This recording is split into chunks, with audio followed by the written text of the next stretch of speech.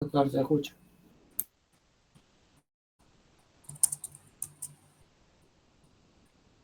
Disculpen, pero una cuestión totalmente ajena a mí ha sido, estoy esperando desde las 2 menos 10 igual que ustedes, así que les pido disculpas, así que ya empezamos. A ver, me avisan si ya empiezo a presentar.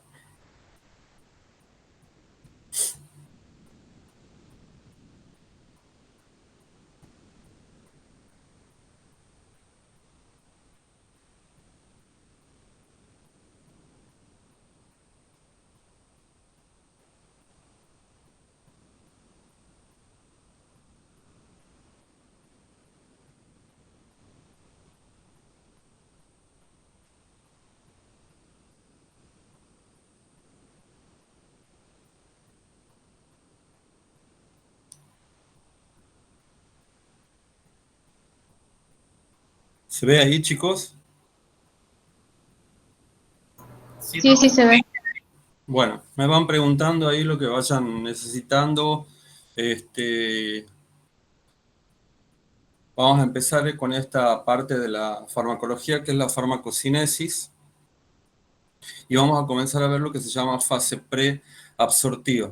Si ustedes recuerdan anteriormente, ¿sí? Cuando veníamos conversando ya en los prácticos y también con la doctora Unías, habían visto más o menos el concepto de lo que es la farmacocinesis o farmacocinética. Pero bueno, vamos a adentrarnos en todo lo que más podamos en esta rama tan importante de la farmacología. Cuando hablamos de farmacocinesis, hablamos de movimiento. Cinética significa movimiento. Por lo tanto, nosotros podemos definir a esta farmacocinesis o a esta farmacocinética como el estudio del movimiento de los fármacos dentro del organismo, ¿sí? Que le permite a ese fármaco llegar en una determinada concentración a lo que nosotros llamamos biofase. Biofase, recuerden que va a ser el medio en el cual el fármaco va a estar en condiciones de interactuar con sus receptores para poder ejercer ese efecto que nosotros estamos esperando. ¿Y de qué va a depender que llegue en esa concentración a la biofase? Va a ser función de la dosis en la que es administrado ese fármaco y el tiempo que va a transcurrir desde que se administra ese fármaco. Para que un fármaco pueda alcanzar esta biofase, ¿sí? Con una concentración que permita ejercer este efecto terapéutico, necesita primero liberarse de su formulación. Ya vamos a ver qué son las formas farmacéuticas. Cuando hablamos de formulación, hablamos específicamente de su forma farmacéutica. También necesita penetrar en el organismo. Cuando hablamos de penetrar en el organismo, ¿sí? Va a depender de lo que sería la vía de administración. Ya vamos a ver también. Ser transportado por el torrente sanguíneo y distribuido hacia las dianas, es decir, se tiene que distribuir por todos los tejidos. Supónganse que la forma farmacéutica que administramos es un comprimido. La forma farmacéutica vamos a decir entonces que va a ser el comprimido y la vía de administración vamos a decir que es una vía de administración oral.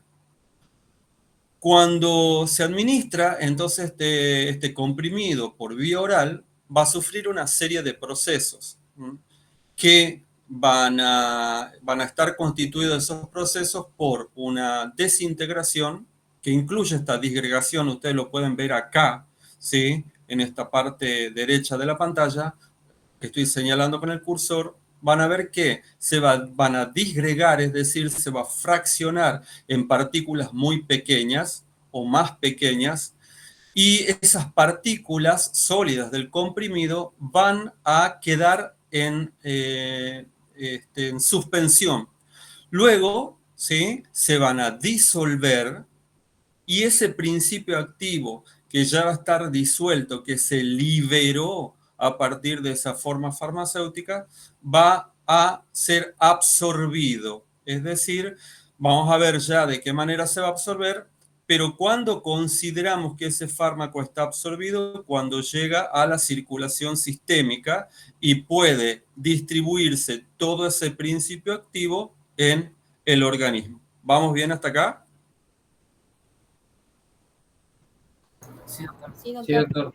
Bien. Entonces, esta farmacocinesis, que es el movimiento entonces de los fármacos dentro del organismo, una vez que son administrados por una determinada vía, ¿sí? Se puede resumir con este acrónimo que ustedes van a ver acá, que ahora van a tener que recordar, que es el acrónimo LADME. Toda esta primera fase que nosotros estamos viendo, que es la L de la liberación, eso significa que el principio activo del que nosotros estamos hablando, recuerden que cuando hablamos de principios activos hablamos de fármaco o de IFA, ingrediente farmacéutico activo, ¿sí? Es el que va a ejercer el efecto, se tiene que liberar de esa forma farmacéutica que nosotros estamos hablando en el caso que hemos presentado, por ejemplo, un comprimido, y va a sufrir una serie de procesos que lo van a llevar a una disgregación, a una disolución, y el resultado va a ser justamente ese fármaco, esa IFA o ese principio activo disponible, ya disuelto, ¿sí? Para la absorción. Esa fase que se denomina fase preabsortiva, que es la que hemos empezado a ver nosotros acá, también la pueden encontrar en algunas bibliografías como fase farmacéutica, ¿sí?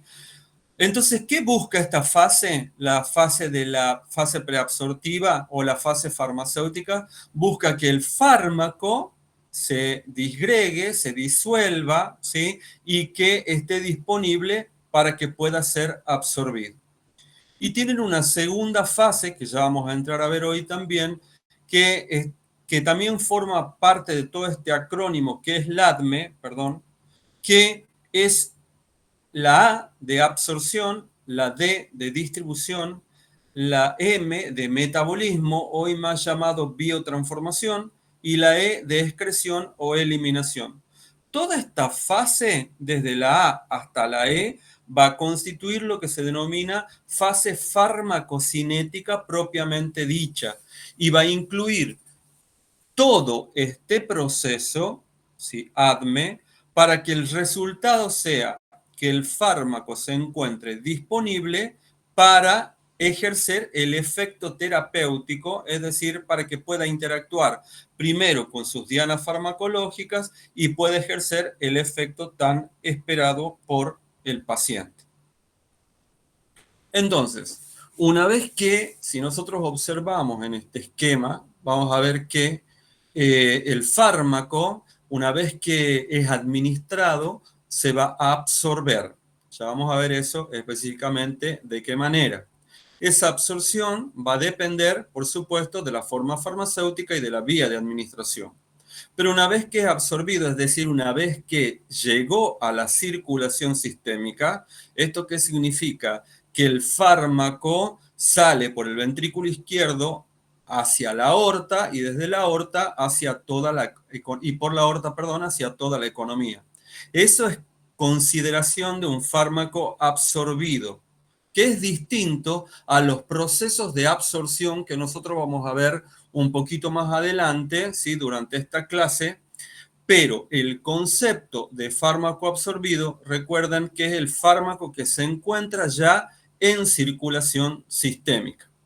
Y ese fármaco que ya se encuentra en circulación sistémica puede estar de forma libre o puede unirse o ligarse a proteínas, ¿sí? Ya vamos a ver cuáles son las proteínas a las que se puede ligar este fármaco. Pero podemos empezar a pensar en proteínas más abundantes en el torrente circulatorio o en sangre, como por ejemplo la albúmina. Entonces, estos fármacos, ¿sí? Pueden estar en una fracción libre y en una fracción unida a proteína. Y así, fíjense, una vez que fueron absorbidos, comienza inmediatamente la D, el proceso de distribución. Se van a distribuir de esta manera como, ¿sí? Para llegar a la biofase, es decir, para llegar al lugar donde tienen que interactuar con las proteínas o receptores, pueden llegar unidos a proteínas y en un equilibrio también con una fracción libre. ¿De qué dependerá esa unión del fármaco a proteínas? Son características que son específicas del fármaco y depende de la estructura química de cada uno de los fármacos. ¿Sí? Y también, una vez que interactúa con esas dianas farmacológicas o receptores de las que nosotros estamos hablando, puede sufrir un proceso de redistribución. Es decir, también puede ir hacia otros tejidos, ¿sí? Que van a actuar como reservorios. Muchas veces pueden actuar como reservorios. ¿Y de qué manera llegar al fármaco también? De manera libre o unido a proteínas. Por ejemplo, en el caso de que un fármaco sea muy liposoluble, sufrirá una redistribución a lo que sería el tejido adiposo. Y en ese tejido adiposo, ¿sí? Se va a quedar libre y unido a proteínas, ¿sí? Y este tejido adiposo en este caso estará actuando como reservorio. Vamos a ver también que concomitantemente o simultáneamente, ¿sí? El fármaco va a ser detectado como algo extraño, ¿sí? Dentro del organismo y empieza a sufrir los procesos de metabolismo, metabolización o biotransformación, que puede llevarse a cabo en distintos órganos. Pero cuando hablamos de biotransformación, hablamos de un órgano biotransformador por excelencia, ¿sí? Que es el hígado. Ya van a ver ustedes el miércoles de qué manera se llevan a cabo estos procesos, ¿sí? Y como resultado de estos, este fármaco va a estar listo, esos metabolitos que se obtienen a partir del metabolismo o de la biotransformación, lo van a volver al fármaco más hidrosoluble para que ese fármaco pueda ser eliminado. ¿Sí? Si bien es cierto, puede ser eliminado también por distintas vías, vamos a ver que el órgano que va a eliminar, preferentemente así como hablábamos de el hígado en la biotransformación, el órgano por excelencia que participa en la eliminación es el riñón. ¿Sí? Por eso va a buscar el objetivo de este metabolismo es transformar un fármaco que era lipófilo en un fármaco que sea hidrófilo, es decir, que tenga más afinidad por el agua para que pueda ser excretado por orina. ¿Alguna pregunta hasta acá?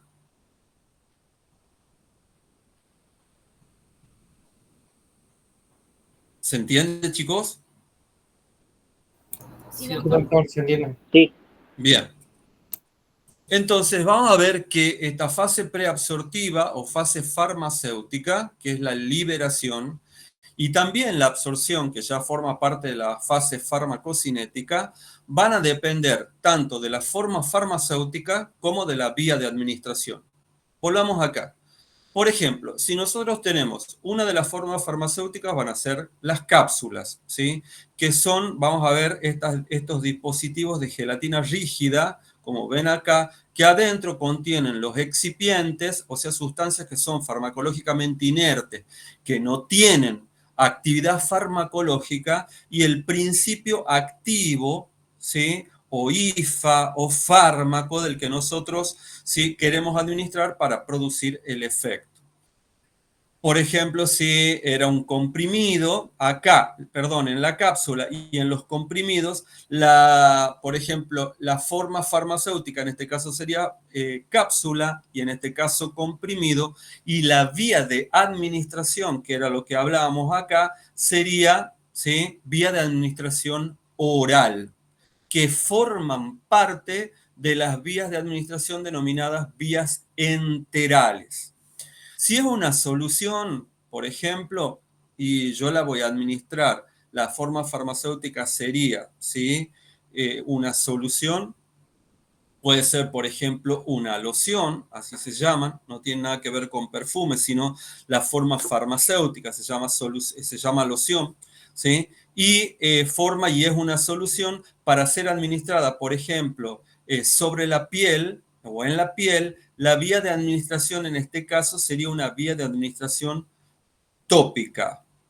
Y si es un inyectable, si ustedes se fijan acá, El inyectable sería la forma farmacéutica, ¿sí? Y la vía de administración sería una vía parenteral, ¿sí? Es decir, lejos de, para significa lejos de, ¿sí? La porción enteral, es decir, sería lejos de la administración oral. E incluye, por ejemplo, una vía como la intramuscular, la intravascular, la subcutánea, etc. Es decir, tanto la liberación como la absorción, esto formaría parte de la fase farmacéutica o preabsortiva, y esto ya no, ¿sí? Porque forma parte de la fase farmacocinética. Son dos parámetros que van a depender tanto de la forma farmacéutica como de la vía de administración. Y ustedes ya pueden ir pensando en esto. Fíjense que no es lo mismo el tiempo que tardará en producir el efecto una forma farmacéutica que se administre por vía oral como un comprimido que tenía que sufrir todos estos procesos que vimos al principio, ¿sí? Para ser absorbido y luego recién llegar al torrente circulatorio, sufrir distintos procesos de absorción, ya vamos a ver cuáles son, que una forma farmacéutica que es inyectable y que directamente, como la vía intravenosa, se administre directamente al torrente sanguíneo, es decir, que yo lo voy a tener al fármaco en un 100% de la dosis administrada ya en ese torrente circulatorio en condiciones de distribuirse, ¿sí? Y producir el efecto. Entonces, cuando hablamos de forma farmacéutica, nosotros vamos a hablar de qué manera vamos a administrar al fármaco, y por eso decimos que la forma farmacéutica es una disposición individualizada que se va a adaptar a sustancias, ¿sí? A las que se van a adaptar, perdón, las sustancias medicinales, es decir, nuestros principios activos, nuestros fármacos, nuestras IFA, lo que queremos administrar, junto con excipientes, que son sustancias inertes o farmacológicamente inactivas, que me ayudan a darle la forma a ese medicamento o a esa forma farmacéutica. Es decir, que la forma farmacéutica es la forma en la que yo preparo ese medicamento para poder administrarlo. Y pueden tener distintos tipos que ya vamos a abordar cuáles son estas formas farmacéuticas. ¿Se acuerdan también que con Lucila ustedes veían lo que es la farmacotecnia, y que en la comisión yo les decía el otro día que más allá de pensar a la farmacotecnia desde el punto de vista médico como la acción de la prescripción o confección de la receta, esta farmacotecnia es una ciencia en sí, ¿sí? Que va a estudiar todos los procesos tecnológicos, en realidad, con los cuales se van a producir los fármacos para que tengan una dosificación adecuada, una eficacia terapéutica y que puedan ser estables a lo largo del tiempo. Todo eso es parte de lo que sería la farmacotecnia como ciencia en sí en la fabricación o elaboración de las formas farmacéuticas. Dentro de estas formas farmacéuticas hay muchísimas. Por cuestiones de tiempo, yo voy a hablar más rápido, ¿sí? O más lento de algunas formas farmacéuticas. Hasta acá, ¿ustedes van entendiendo alguna pregunta, algo que quieran decirme?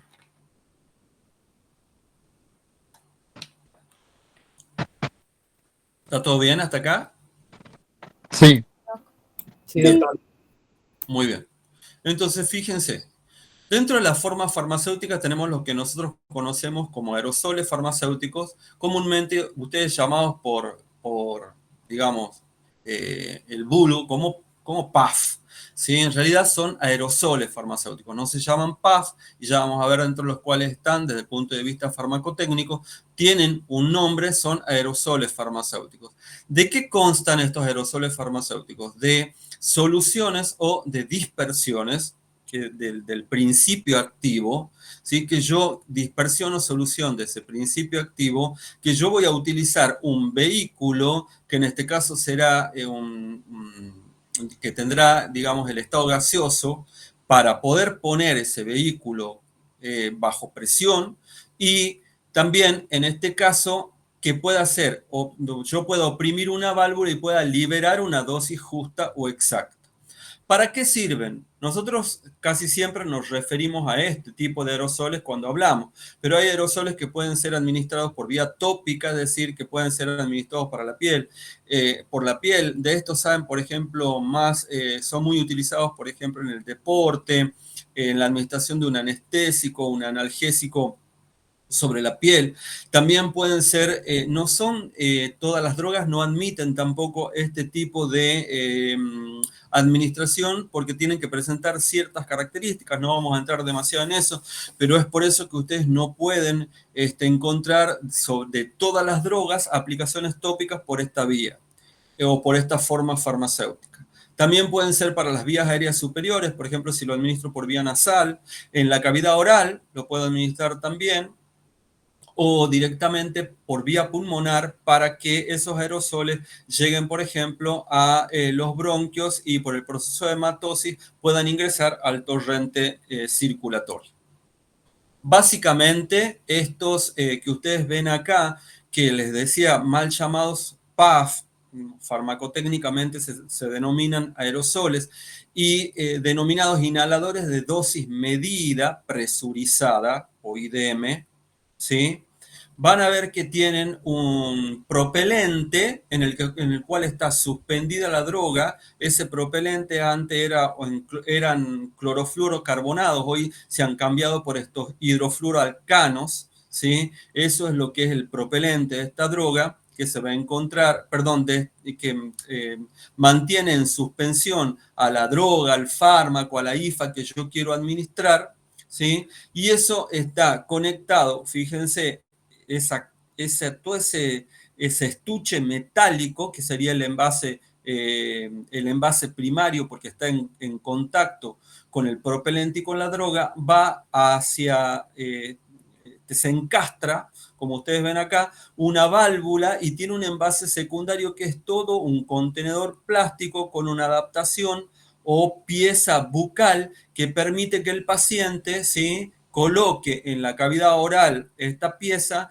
oprimiendo, ¿sí?, esta válvula, haciendo presión sobre el envase metálico, salga una dosis adecuada que va generalmente entre 25 y 100 microgramos.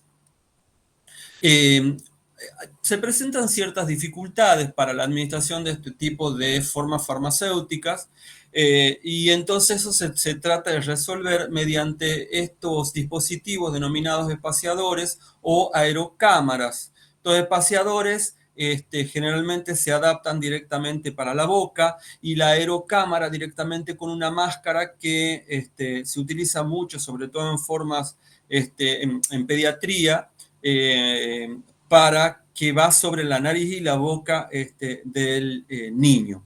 Y están relacionadas, por supuesto, a un determinado volumen tidal que puede ser, por ejemplo, de 75 mililitros para un niño de 6 meses, para uno de 7 o 8 años que será aproximadamente 325 mililitros y 750 ya para un adulto.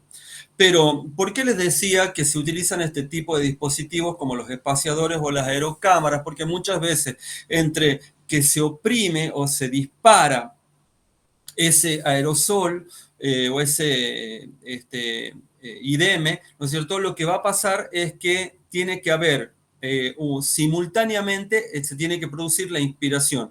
Para resolver este tipo de conflictos es lo que se usa para pacientes que no logran, ¿sí?, realizar la inspiración, ¿sí?, al mismo tiempo que el disparo. Se utilizan este tipo de dispositivos que solucionan que no se pierda fármaco y que pueda ser la dosis totalmente absorbida.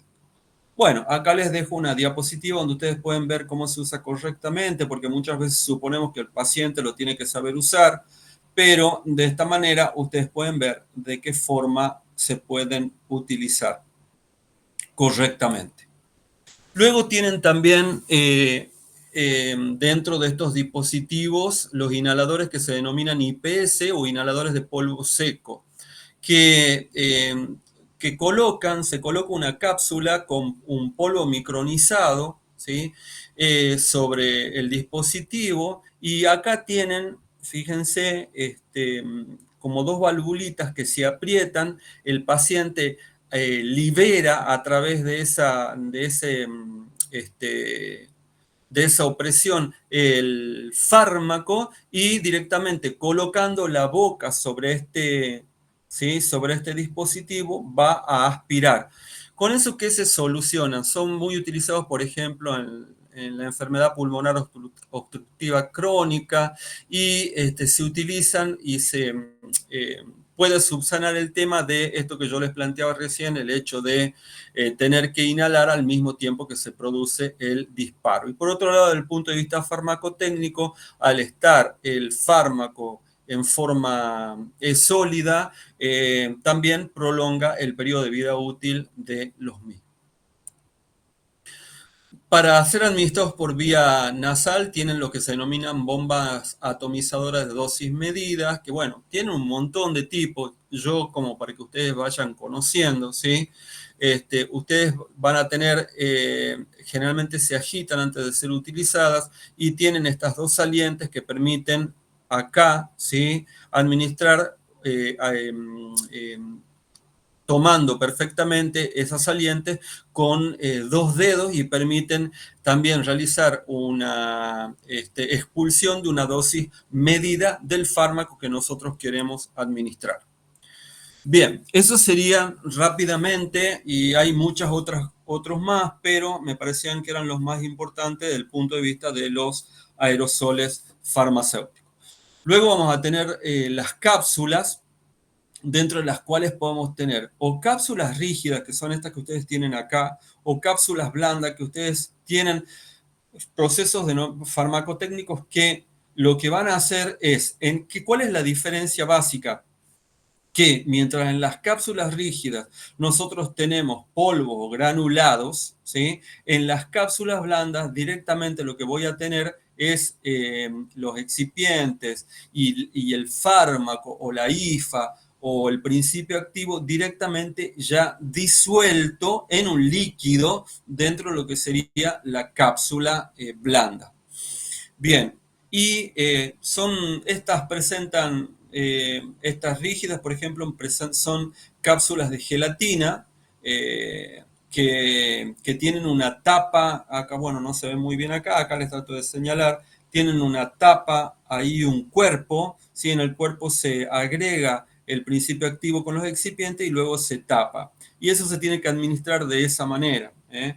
No se puede abrir y liberar el polvo porque ustedes estarían liberando el fármaco, que más allá de los caracteres organolépticos que tiene el fármaco, como que son, por lo general, todos los fármacos son salados o amargos, ¿sí? Y no estoy hablando de algo un poco salado o un poco amargo, sino son extremadamente salados o amargos.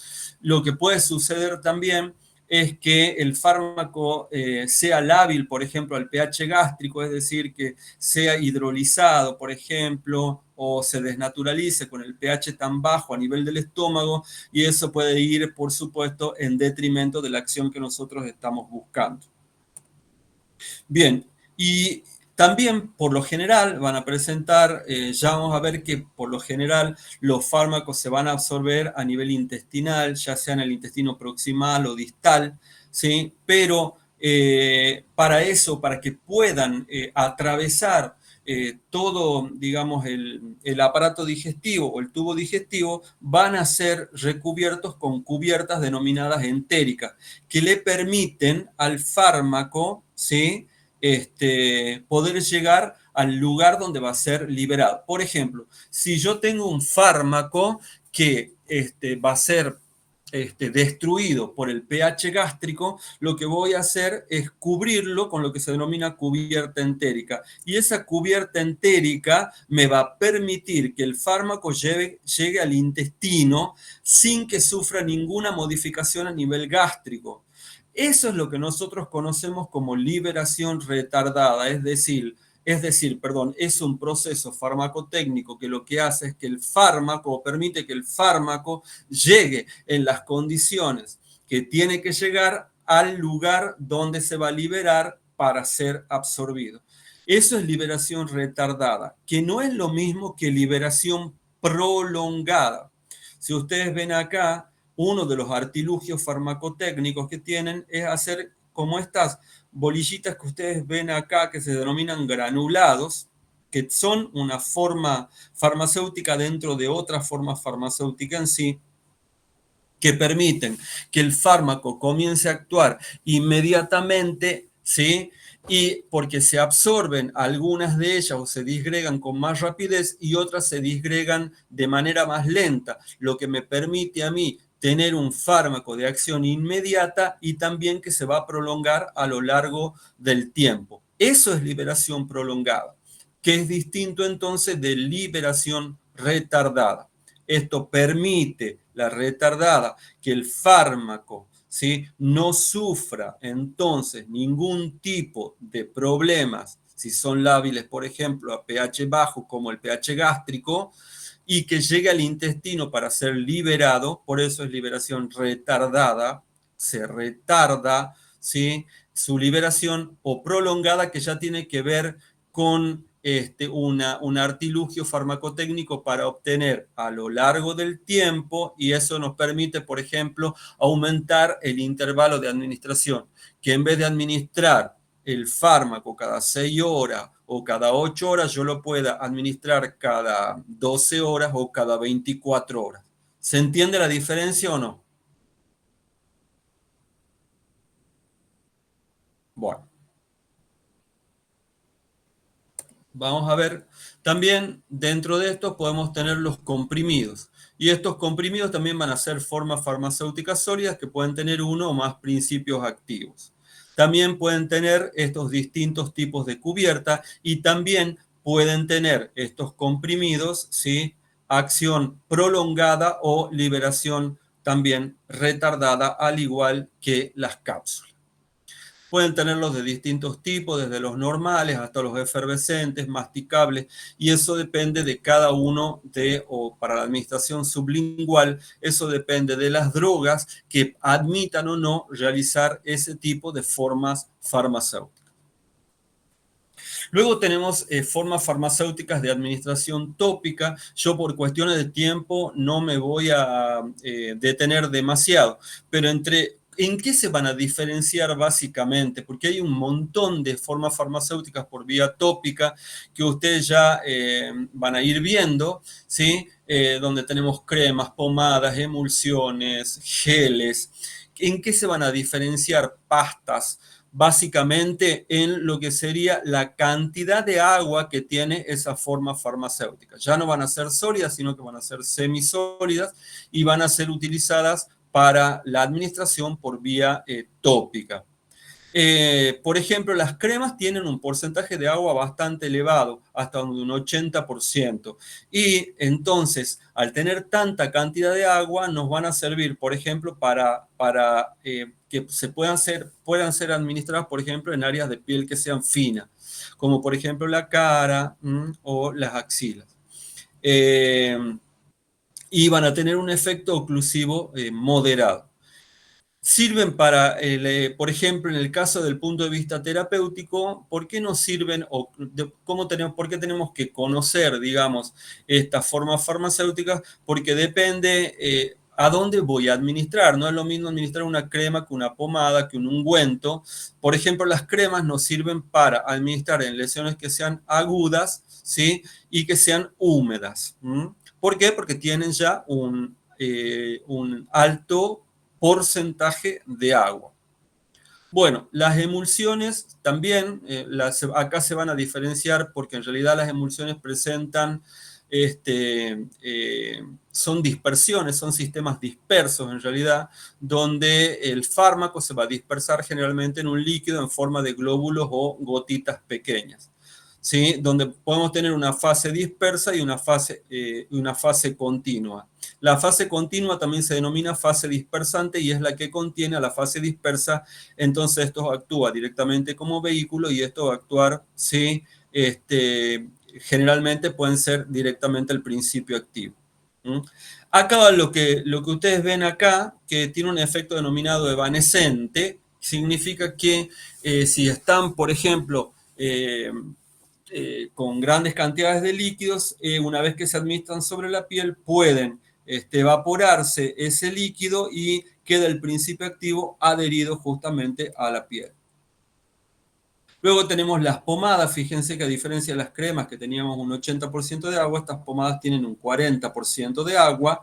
También son semisólidas, pero están puestas en una base grasa. Entonces, ¿eso para qué nos sirve? Para lesiones crónicas, ¿sí? Ya no húmedas como eran las cremas, sino para lesiones que son secas o escamosas. Y a diferencia de las cremas que eran para piel fina, acá podríamos utilizar, por ejemplo, en piel gruesa, como las palmas de las manos o la planta de los pies. O en pieles secas que sean también hiperqueratóxicas. Pero no se recomienda la administración en pieles que estén infectadas. En cuanto a los geles, vamos a ver que también son semisólidos, pero tienen esta consistencia porque en realidad tiene un alto contenido de agua y un agente que lo gelifica, que forma la matriz esa. Tiene entonces un efecto evanescente bastante importante y nos sirven para lesiones agudas en áreas sobre todo pilosas. En cuanto a las pastas, vamos a ver que tienen muy bajo contenido de agua, casi nada, a menos que lo que realice sea una pasta al agua, no vamos a entrar en detalle, pero generalmente ustedes van a ver esa consistencia que es muy seca, tienen muy poca cantidad de líquido y nos sirven para la aplicación tópica. ¿Qué diferencia o qué ventaja tienen sobre otras formas farmacéuticas? Que al tener tanta cantidad de polvo, entonces no se van a ablandar con la temperatura corporal y van a servir como capa protectora sobre algunas áreas. Por ejemplo, si yo quiero aplicar sobre lesiones que son exudativas, como las lesiones por presión o algún tipo de lesiones psoriásicas, ¿sí? Nos van a servir este tipo de formas farmacéuticas. Y como les decía, si se hacen otro tipo de pasta, se pueden administrar antimicóticos como el ketoconazol, antibióticos como la clindamicina o corticoides o esteroides como la triamcinolona. Los ungüentos también son semisólidos, pero tienen demasiada grasa o resina. Y entonces, es decir, si ustedes los tocan, son bastante untuosos, digamos, al tacto y difíciles de sacar una vez que son aplicados, si yo los quiero sacar solamente con agua. Entonces, esto nos va a servir ¿para qué? Para administrar sobre lesiones, ¿sí? Crónicas, ¿sí? Y también para áreas que sean de piel gruesa o también, por supuesto, para pieles hiperqueratóxicas. Entonces yo les dejo este cuadro acá donde yo les hago un resumen de estas características que tienen estas formas farmacéuticas y para qué tipo de tratamientos, que ya lo hemos ido viendo, ustedes lo pueden ir utilizando. ¿Dudas, preguntas hasta acá?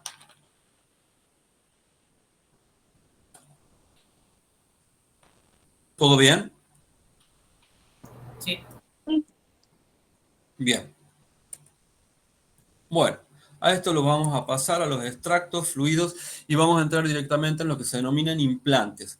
Estos implantes, bueno, hoy les doy esto porque están muy de moda, a pesar de que son formas farmacéuticas que no son tan nuevas, comparadas con las otras sí, pero están hace mucho tiempo ya en el mercado y van a tener estos implantes que ustedes tienen acá, también se conocen como pellets y son masas sólidas estériles que tienen el principio activo muy purificado. En condiciones tienen que ser de esterilidad, porque se van a administrar bajo la piel. Y nos permiten que ese fármaco pueda ser liberado durante largos periodos de tiempo. Por ejemplo, se usan pellets para la administración de hormonas, ya sea para tratamientos, por ejemplo, complementarios para personas que tienen, por ejemplo, baja testosterona. Se utilizan, por ejemplo, también en el tratamiento para la administración de anticonceptivos, etcétera, etcétera. Luego tenemos los inyectables, que son ya productos que se encuentran en estado, tienen que ser administrados en estado líquido, por supuesto. Entonces, lo que tiene que formar este inyectable es una solución, ¿sí? Y puede ser administrado por vía parenteral o también puede ser administrado, por vía parenteral, ya sea por vía intravenosa o por vía, por ejemplo, intramuscular, subcutánea, etc. Pero todos, indistintamente de por qué vía parenteral vayan a ser administrados, deben presentar estas características. Es decir, tienen que ser totalmente estériles. Recuerden ustedes que nosotros vamos a administrar directamente al torrente sanguíneo. Apiretógenos o apirógenos, es decir, no tiene que tener ningún tipo de microorganismo o de partícula que pueda generar, ¿sí? O desencadenar una respuesta inmune, y tiene que estar totalmente libre de partículas extrañas. Pueden ser soluciones, que son sistemas homogéneos, o muchas veces, o sea, ustedes directamente pueden ver que viene la ampolla, o pueden ser para inyección, que están constituidos por frasco ampolla, se denomina así. El frasco contiene el principio activo. ¿Por qué se prepara de esta manera? Por lo general, porque el fármaco o el principio activo o la IFA va a ser lábil en solución. Entonces se prepara en el momento, ¿sí? Con una ampolla de vehículo que sea, por supuesto, totalmente estéril y que pueda disolver ese principio activo. En ese caso se denominan frasco ampolla. También pueden ser emulsiones, líquidas, pueden ser, bueno, esto ya les expliqué, pero a lo mismo que las soluciones, también pueden ser suspensiones, pero la diferencia es que estas emulsiones y estas suspensiones, por supuesto, jamás se pueden administrar por vía intravenosa o por vía intratecal. Sí, por ejemplo, por vía intramuscular. Bien. Esto nos permite administrar volúmenes que sean, bueno, un poco más grandes, y por supuesto, al administrar volúmenes más grandes, nosotros podemos administrar dosis que sean mayores para alcanzar el efecto que nosotros estamos buscando. Otra de las formas farmacéuticas que vamos a tener son los óvulos. Estos óvulos son formas farmacéuticas sólidas o semirrígidas que generalmente se llaman óvulo porque tienen esa forma particular, ¿sí?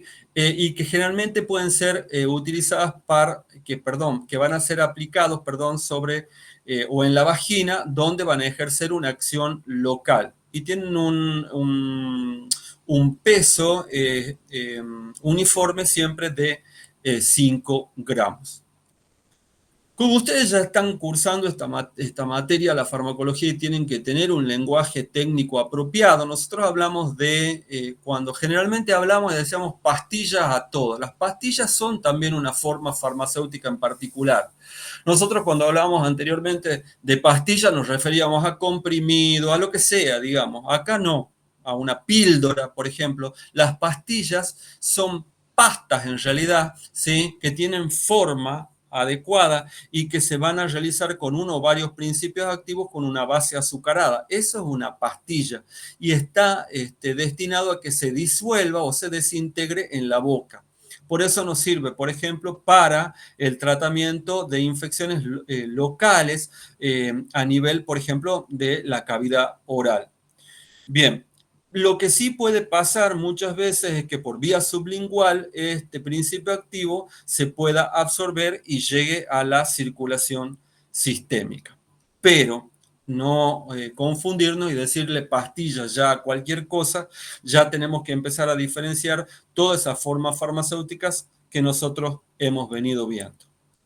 Bueno, los polvos también son para uso externo y nos sirven también, por ejemplo, para ser administrados como secantes o como antiinflamatorios superficiales por vía tópica, o también algunos otros pueden ser reconstituidos para ser utilizados como suspensión por vía oral, ¿sí?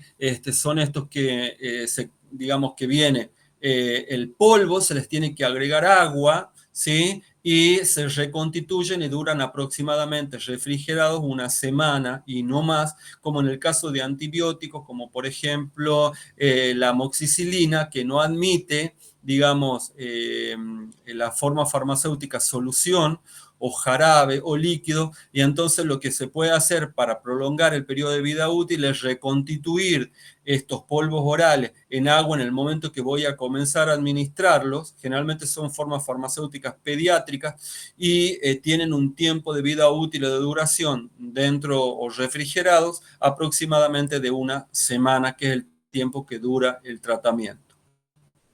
Bueno, dentro de las preparaciones oftálmicas tenemos los colirios, por ejemplo, que son estas gotas que nosotros les decimos vulgarmente, se denominan colirios, y todas tienen que ser estériles, ¿sí?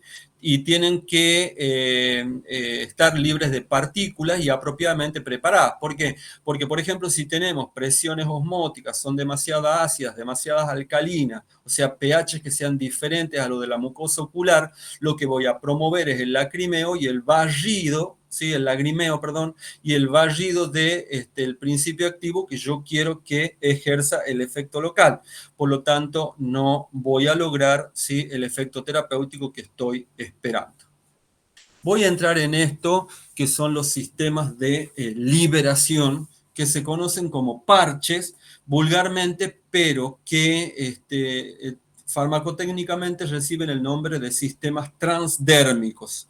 Son formas farmacéuticas que cuando se aplican, miren lo que dice acá, sobre la piel sana, ¿sí?, van a liberar el principio activo hacia la circulación sistémica. Si bien es cierto, la piel no es una buena vía de absorción, ¿sí? ¿De qué va a depender esto? De las características del fármaco que yo pueda administrar por este tipo de sistemas transdérmicos. Yo, por ejemplo, si tengo un fármaco muy hidrófilo, es decir, que tiene mucha afinidad por el agua, y no va a haber, digamos, ningún tipo de oportunidad que yo lo pueda administrar de esta manera. Tienen que ser extremadamente lipófilos, por ejemplo, como les decía, una hormona, para que pueda atravesar la piel por esa liposolubilidad y pueda llegar, ¿sí?, al torrente circulatorio.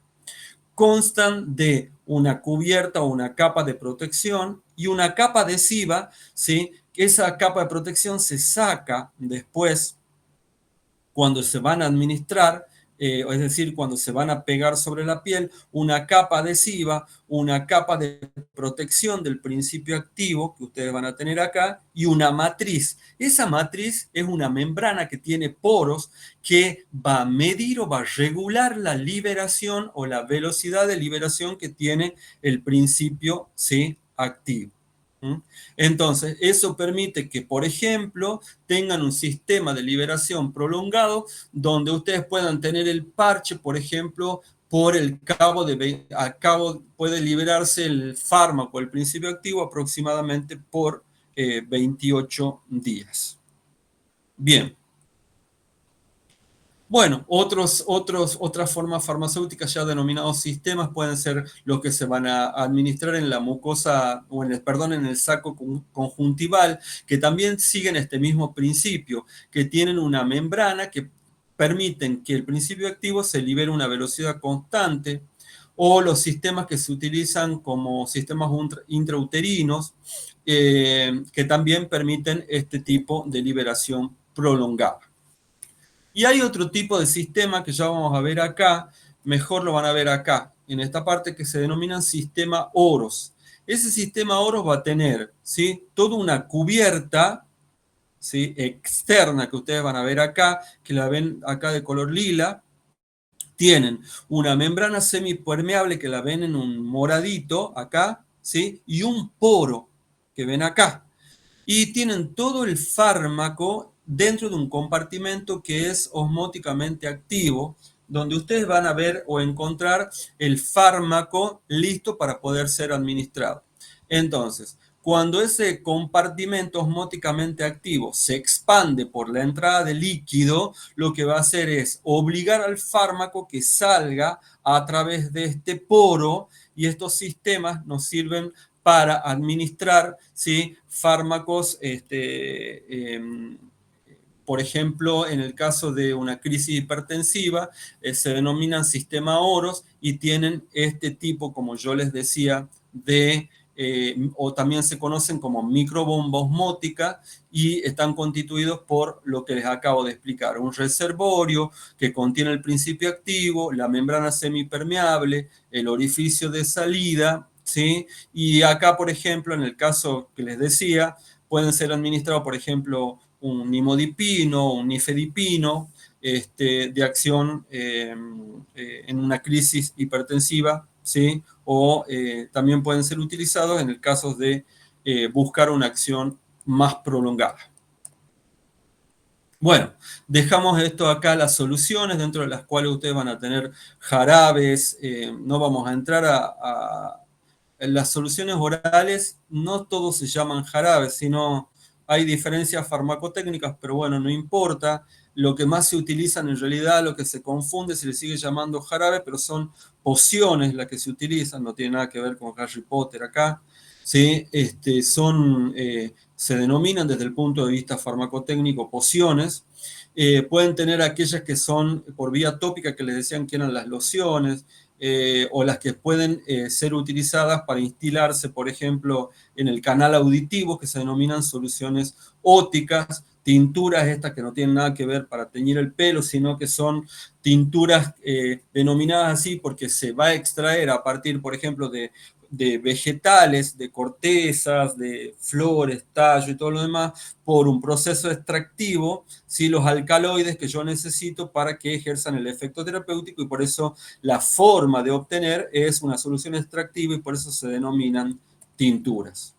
Bueno, luego tenemos los supositorios, que bueno, son muy utilizados en pediatría. Por ejemplo, en una crisis convulsiva se puede administrar diazepam, por ejemplo, por un supositorio que tiene una forma adaptada para que sea introducida por el recto, y que van en una base o en un vehículo que son bastante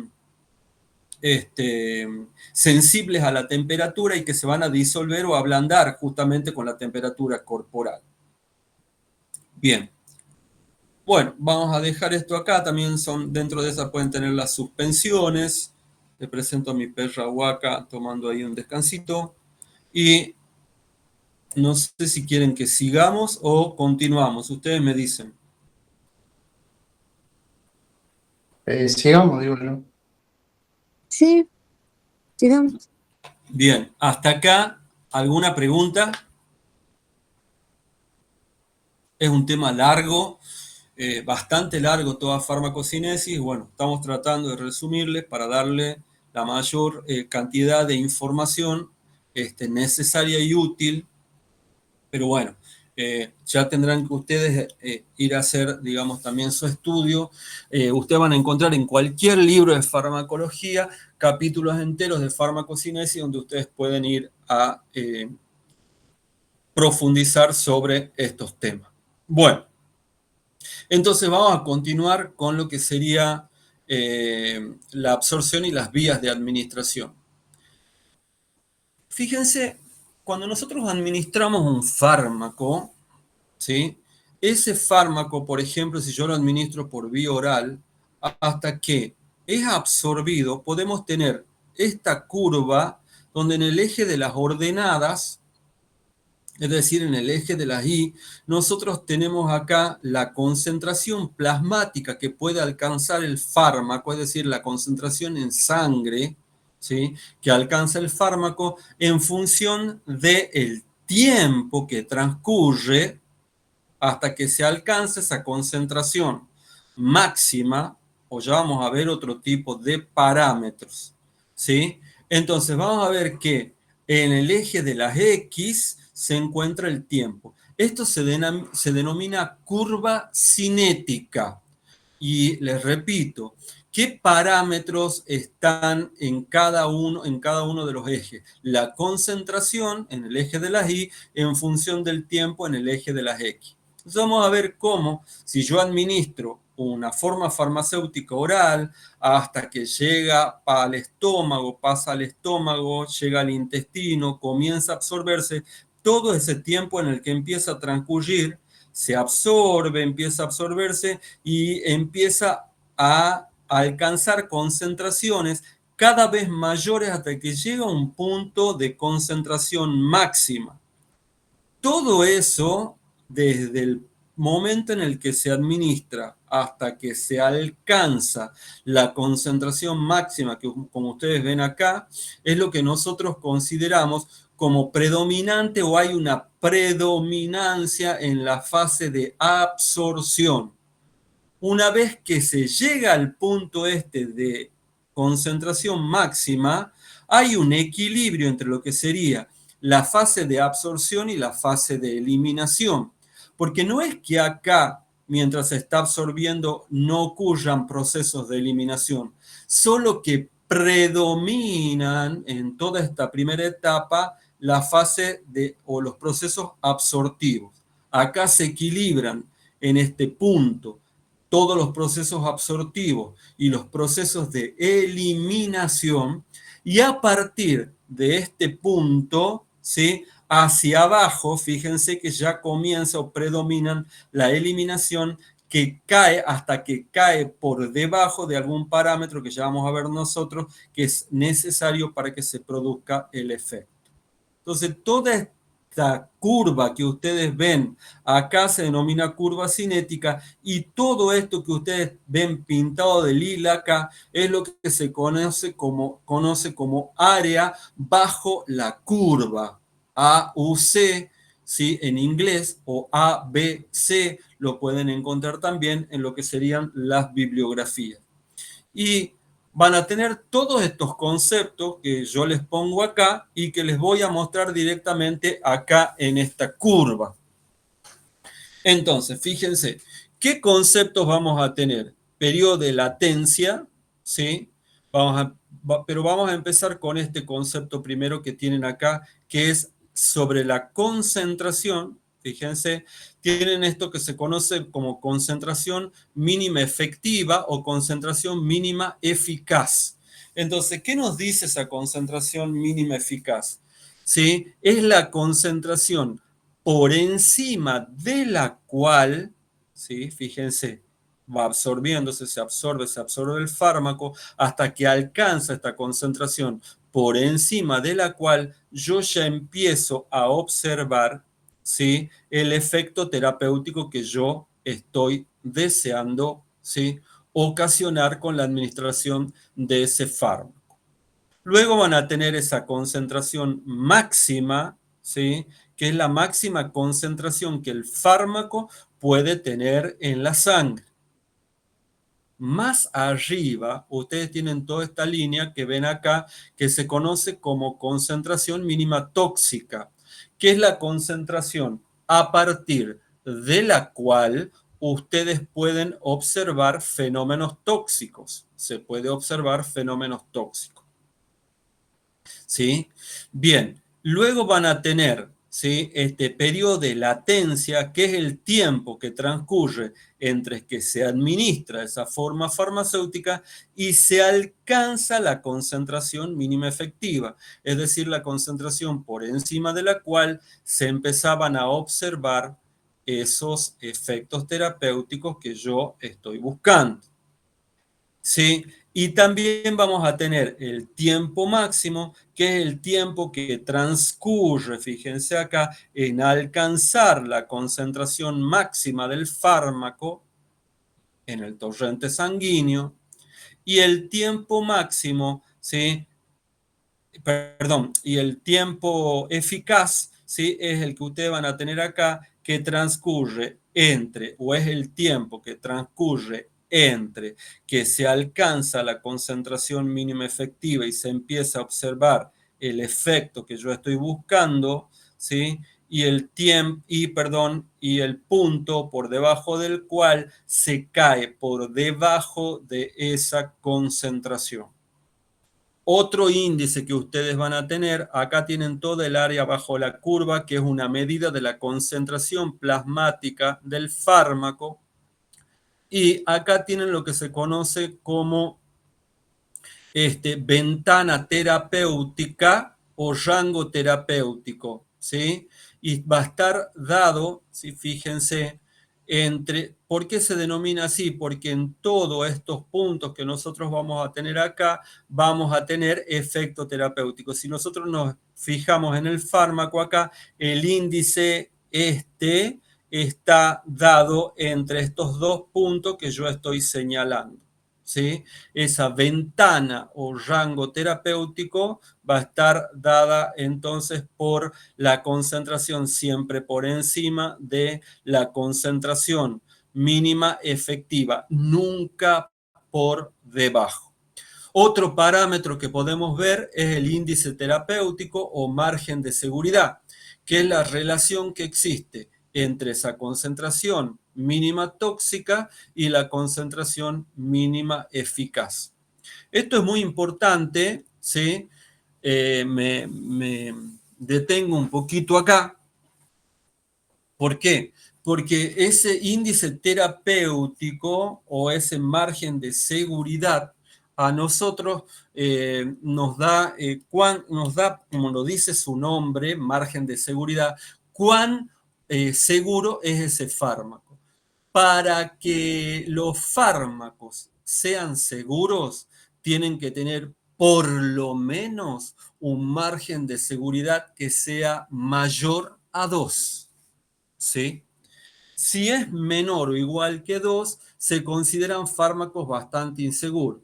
Por ejemplo, pueden ser los anticonvulsivantes, los antiepilépticos, pueden ser los antineoplásicos, ¿sí? Los anticoagulantes. Todos esos fármacos se dice que tienen un estrecho margen de seguridad o índice terapéutico. ¿Por qué? ¿Qué es lo que nos quiere decir esto? Que la concentración máxima que alcanza el fármaco está muy, muy cercana a la concentración mínima tóxica, que es la concentración a partir de la cual yo ya comienzo a observar, ¿sí?, efectos tóxicos.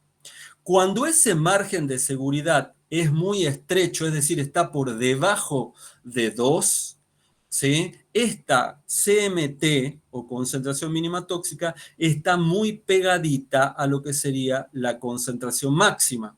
En cambio, cuando se aleja de ese número, es decir, tengo índices terapéuticos de 3, de 5, de 10, cada vez se aleja más esta concentración mínima tóxica de la concentración máxima y yo voy a estar frente a un fármaco que sea lo suficientemente seguro para ser utilizado en terapéutica.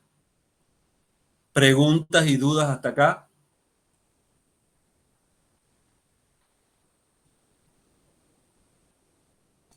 ¿Se entendió todo?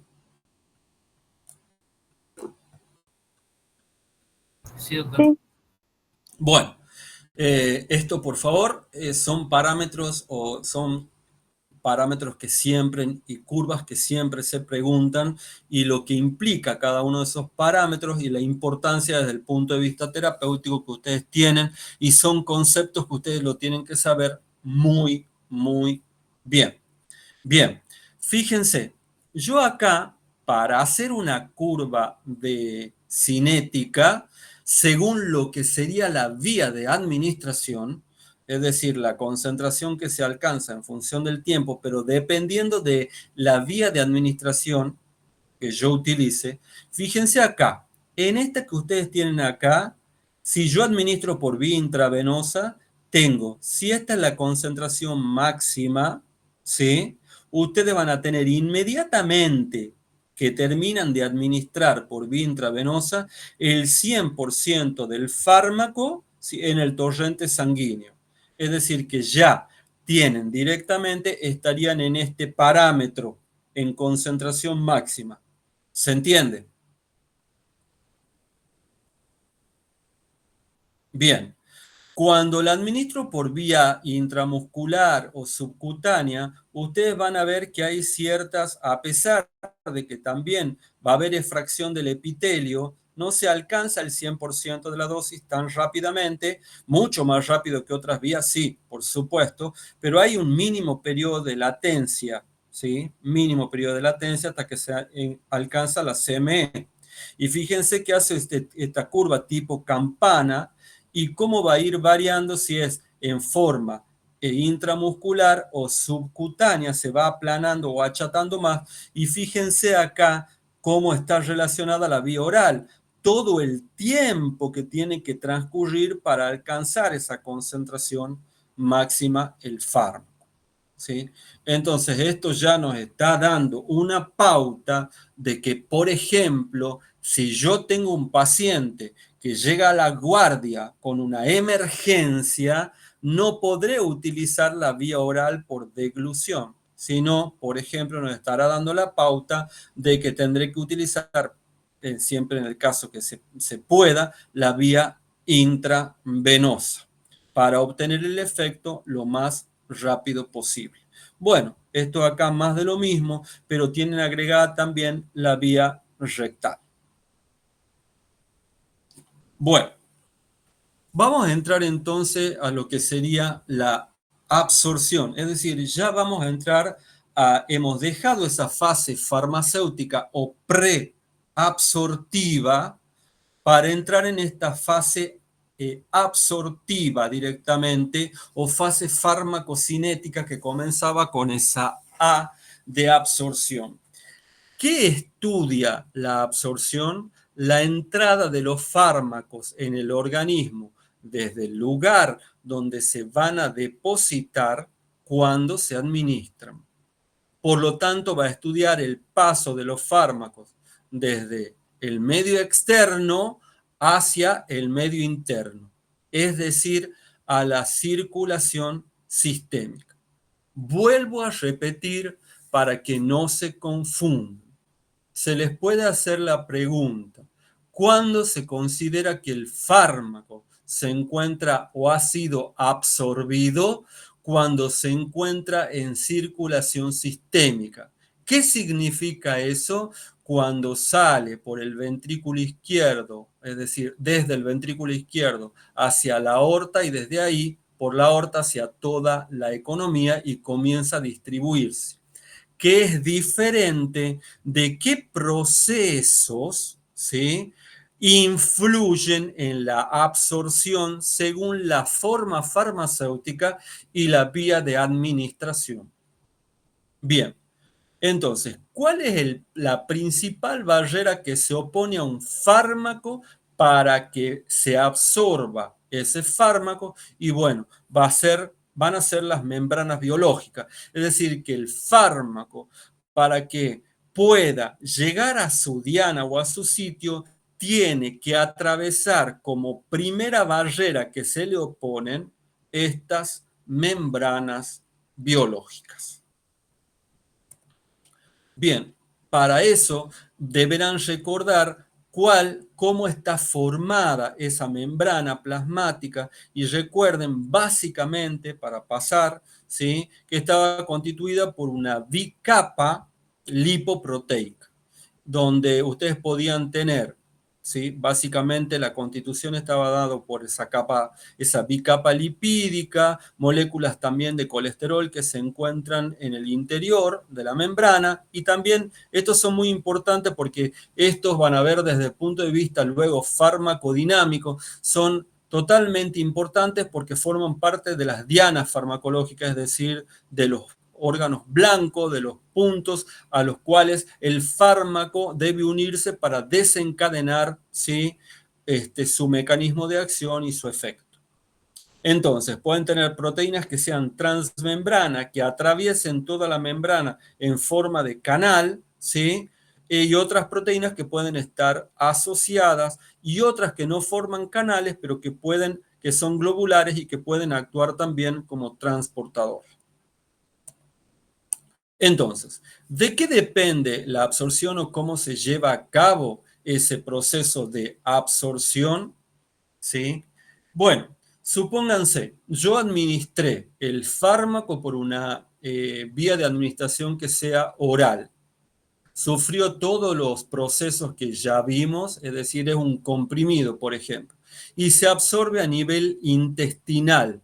comienza la absorción con este proceso absortivo.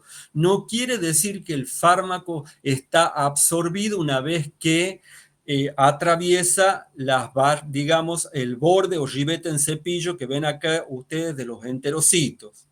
¿Mm? Bien, entonces, ¿qué es lo que va a pasar una vez que llega al intestino delgado, duodeno, yeyuno? ¿Sí? Lo que tiene que hacer es disolverse en todo ese componente lipídico de la membrana. Así tiene que atravesar, es por lo general. Pero eso va a depender de características químicas que tenga el fármaco. ¿Por qué? Porque si yo tengo un fármaco que es muy polar, ¿sí? Es decir, que es muy hidrófilo, va a tener dificultad para disolverse en ese componente lipídico. Tienen una naturaleza que es antagónica. Agua y aceite son antagónicos. Entonces, ¿a través de qué tipo de proteínas va a poder permear a través de este tipo de proteínas? Canales, como por ejemplo, si es muy hidrófilo, podría ser una aquaporina. Bien, y se van a dar generalmente por procesos pasivos. ¿Qué quiere decir por procesos pasivos? Ustedes ya conocen esto, a favor de un gradiente de concentración y electroquímico sin gasto de energía. Y pueden utilizarse proteínas o sistemas transportadores, ¿sí? También puede disolverse directamente en el componente lipídico aprovechando ese gradiente de concentración o electroquímico si el fármaco es muy lipófilo.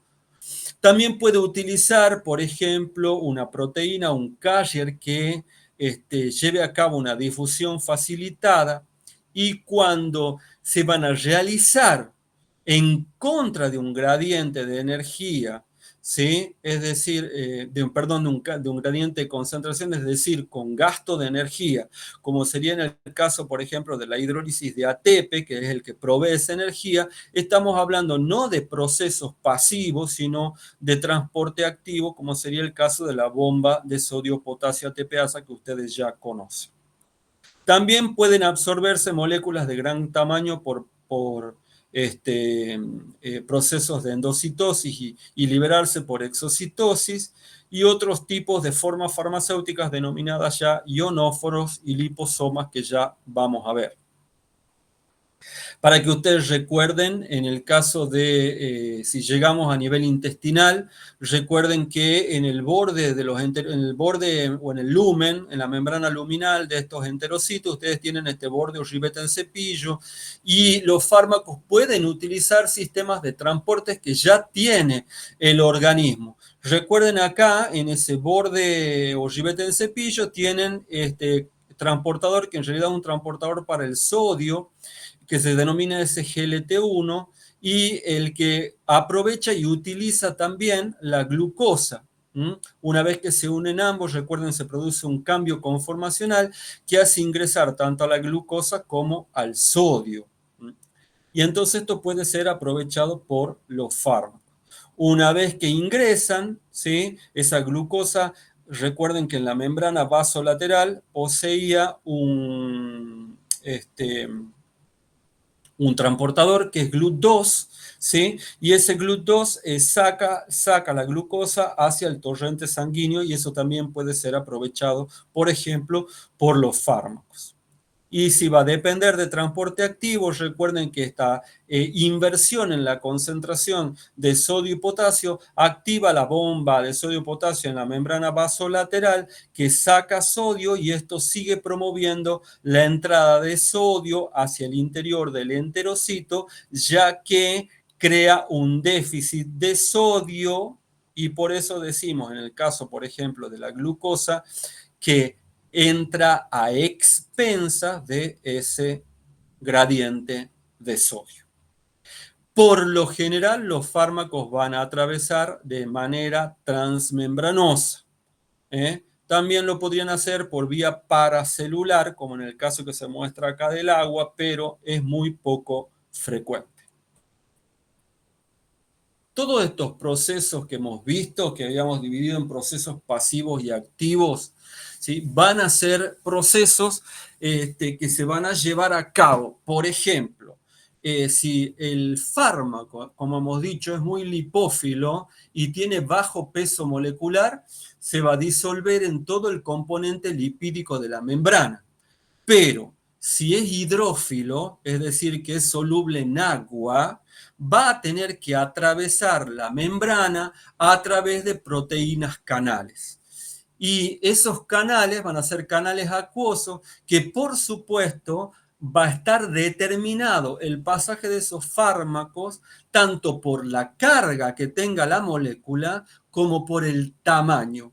Por lo general, ¿qué tipo de moléculas pasan? Las que tienen bajo peso molecular y las que no están cargadas. Son polares, es decir, se pueden disolver en agua, pero no están cargadas. Y en el caso de que estén cargadas, por ejemplo, van a ser favorecidos el pasaje a través de estos poros a aquellas moléculas que tengan carga negativa, porque ya vamos a ver cómo las paredes de las acuaporinas, que las van a ver acá, ¿sí?, tienen carga positiva. Por lo tanto, si quiere ingresar un fármaco, ¿por qué puede ingresar el agua? Recuerden que tiene una unión covalente polar donde predomina, ¿sí?, el oxígeno, que es electronegativo, y esa electronegatividad favorece la entrada. Por lo tanto, cualquier fármaco que cumpla con este tipo de características, bajo peso molecular y carga negativa, van a poder atravesar las membranas con mayor facilidad. También va a depender de los tamaños que tengan esos poros que permitan la entrada de esos fármacos. No es lo mismo que quiera atravesar, por ejemplo, en el epitelio intestinal o en la mayoría de las membranas celulares, en los glóbulos rojos, que son poros muy pequeñitos, de 4 Armstrong, a los que yo considere, por ejemplo, en el endotelio, ¿sí?, que son aproximadamente 10 veces más grande que lo que se encuentran en lo que acabamos de mencionar. O, por ejemplo, si yo quiero que atraviese la placenta o el sistema nervioso central, donde hay uniones estrechas que impiden básicamente la entrada de sustancias no solamente exógenas, sino de muchas sustancias endógenas también, ¿sí? O los poros de los glomérulos renales, que son bastante grandes y por los cuales pueden filtrar la mayoría de los fármacos. Ahora, para que ustedes tengan en cuenta siempre acá, el fármaco que se encuentra unido a proteína no puede filtrar ninguno de estos poros. Solamente el fármaco que se encuentra libre es el que puede filtrar estos poros. Entonces, se denomina fracción libre a esa fracción del fármaco que no se encuentra ligada a una molécula endógena, como es el caso de una proteína. No solamente tiene importancia el punto de vista de la absorción, sino también que también va a ser la farmacológicamente activa, va a ser la fracción libre. Y esa difusión pasiva se puede llevar a cabo de manera directa también, como les decía, por disolución en la capa lipídica. ¿De qué depende esto? Y bueno, si yo quiero que un fármaco atraviese la membrana plasmática, que era esa bicapa lipídica, por difusión pasiva directa, es decir, que se produzca una disolución del fármaco en todo ese componente biológico que es la membrana plasmática, obligadamente tengo que tener un fármaco que sea liposoluble. ¿Cómo se mide la lipofilia de un fármaco? A través de lo que se conoce como coeficiente de reparto P, ¿sí?, que mide la relación que hay entre la fracción no ionizada del fármaco y la fracción ionizada de ese fármaco. Ya vamos a ver qué significa esto. Perdón.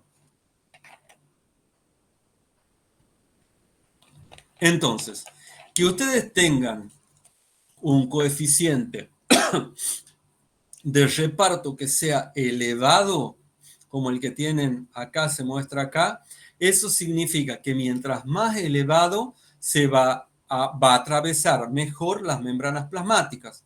En cambio, mientras más bajo, va a estar más ionizado, se va a solubilizar más en agua y por lo tanto va a atravesar con mayor dificultad esa membrana plasmática. Por lo tanto, ¿sí?, de este coeficiente de reparto que nosotros estamos hablando, que nos indicaba la lipofilia de un fármaco, surge un parámetro que se denomina velocidad de difusión, que es la cantidad de fármaco que puede difundir a través de la membrana por la unidad de tiempo. Ya hemos dicho que eso va a depender ¿de qué? De algunos parámetros, por ejemplo, o de algunas características. Es decir, por ejemplo, si el fármaco no tiene carga, dependía de que sean de bajo peso molecular, y lo va a hacer, depende de la lipofilia, es decir, de que el coeficiente de reparto sea elevado, y también depende de que se genere o se produzca un gradiente electroquímico o de concentración. Bueno, acá yo pensaba que tenía una diapositiva, no la tengo, pero que va a haber una diferencia de concentración fuera en el líquido intersticial y el líquido intracelular. Y ese gradiente de concentración favorece la velocidad de difusión. Es decir, ustedes siempre saben ya que, cualquier sustancia atraviesa una membrana desde donde hay mayor concentración hacia donde hay menor concentración. Por lo tanto, la velocidad va a ser mayor al principio hasta que se equilibre y la concentración hacia ambos lados de la membrana sea la misma, ¿sí? Bien, esto cuando no tiene carga, pero los fármacos en general no se comportan de esta manera. En general los fármacos son lo que se denominan electrolitos. ¿Qué quiere decir? Que generalmente los electrolitos, recuerden que se encuentran de dos maneras, ¿sí? Están una manera ionizada y no ionizada. ¿Sí? Es decir, ¿qué significa ionizada? Que presenten carga, y no ionizada que no presenten carga.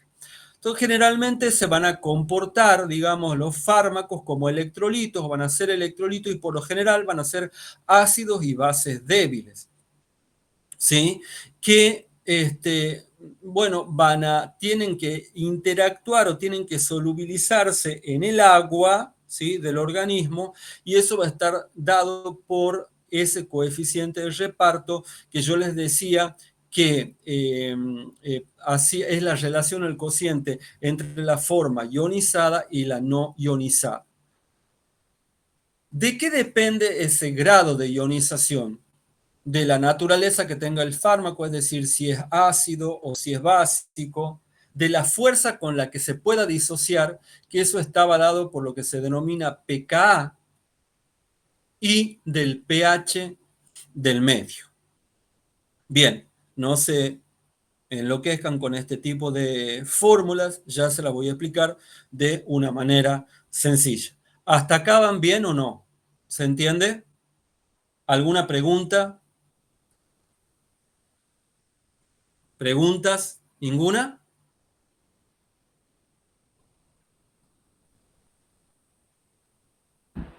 No, profe. No, profe.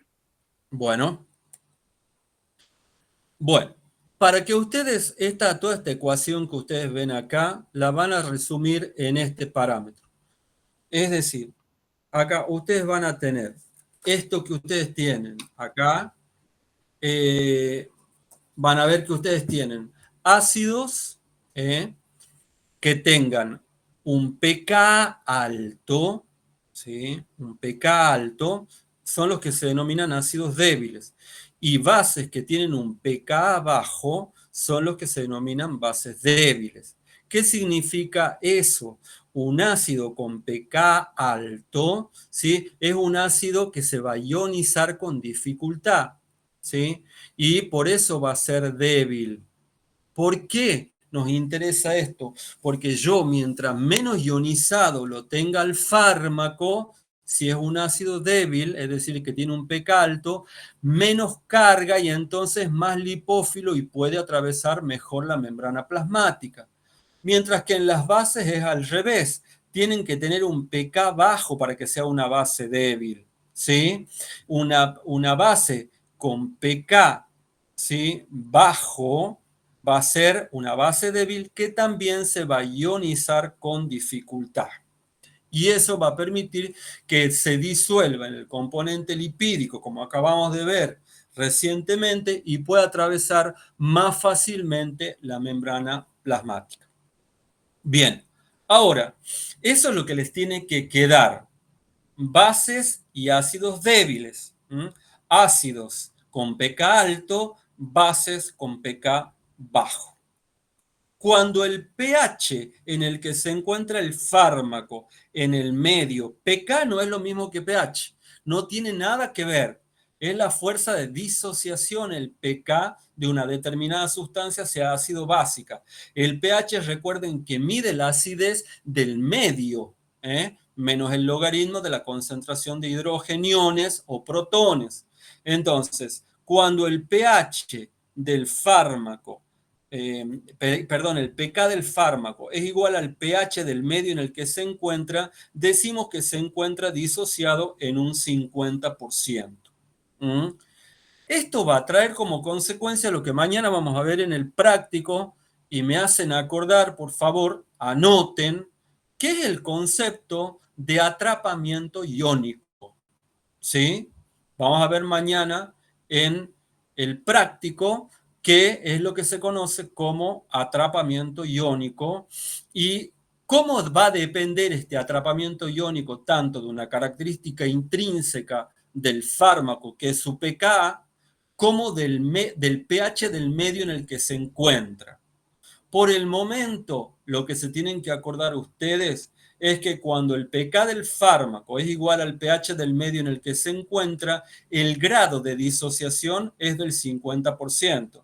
Es decir, van a tener un 50% disociado o ionizado y un 50% no ionizado. Bien. Entonces, de última, las modificaciones en el pH son las que pueden, ¿no es cierto?, controlar muchas veces el paso de los fármacos a través de las membranas plasmáticas. Por ejemplo, también hay que tener en cuenta cuando se administra ese fármaco. Si el pH en ayunas, en el pH gástrico, ya saben que es bastante bajo, no es lo mismo que el postprandial, que se eleva bastante también.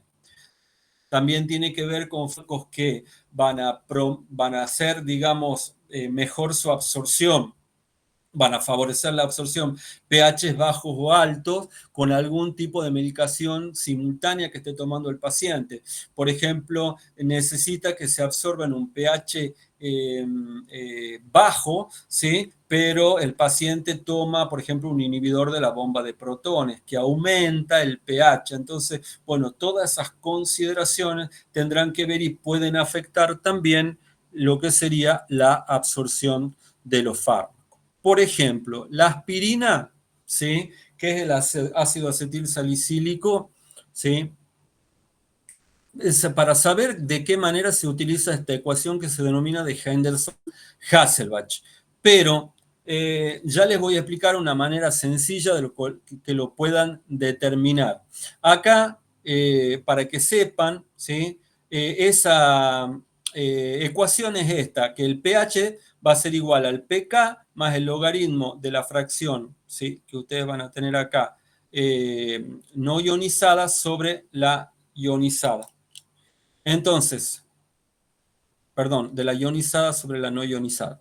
Y acá ustedes van a tener que, si les dan, ¿sí?, los valores, pueden reemplazar, aplicar esta ecuación, ¿sí?, y ustedes van a ver que es de 1 en 100.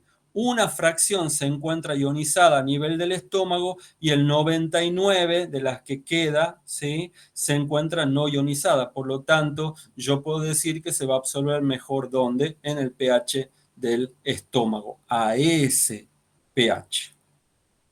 Bien, pasemos esto.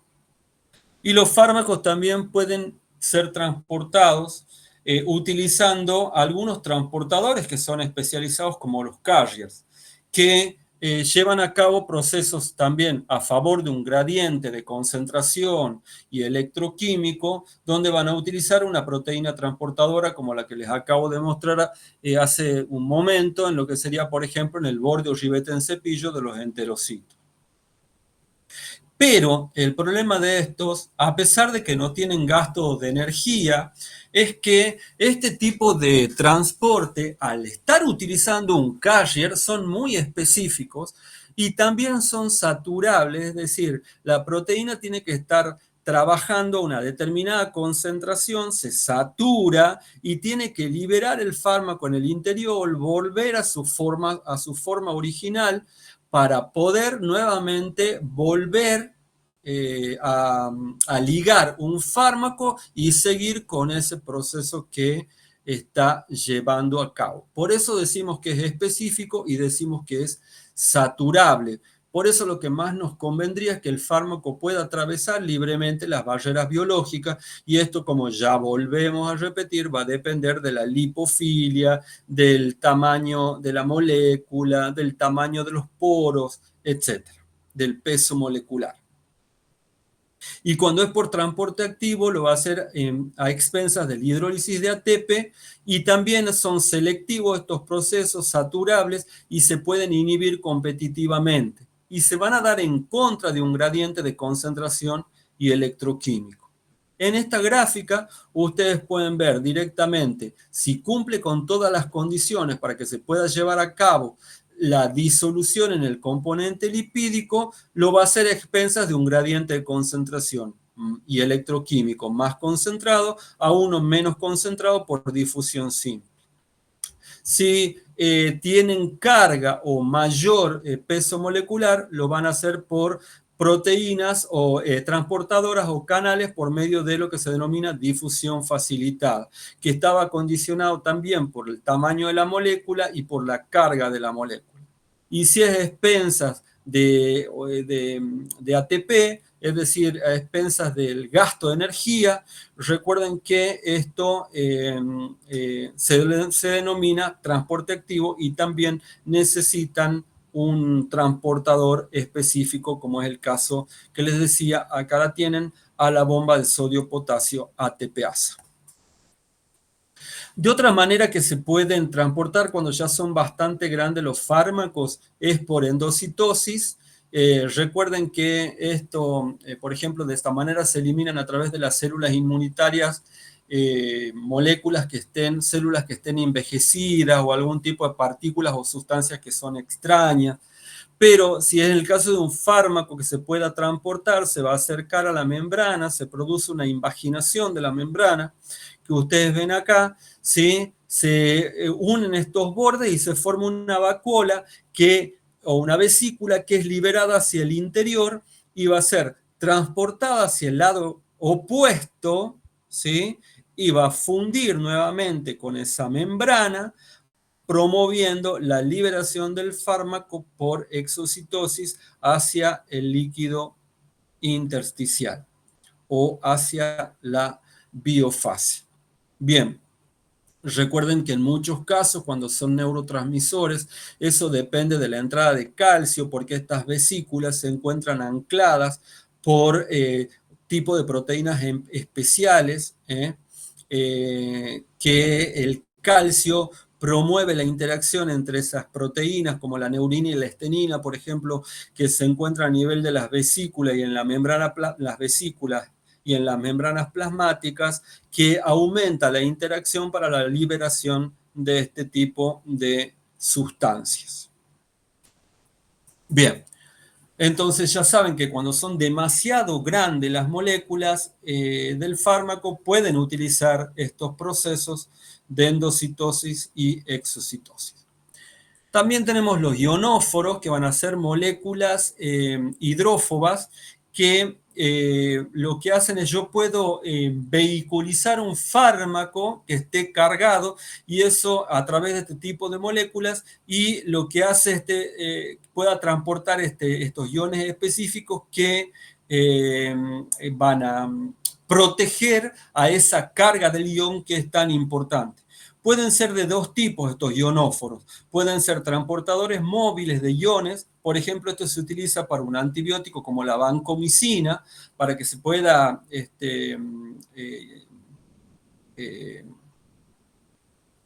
utilizar, digamos, este tipo de antibióticos, ¿sí? se pueda administrar, perdón, este tipo de antibióticos, y otros que se denominan formadores de canales como para la gramicidina.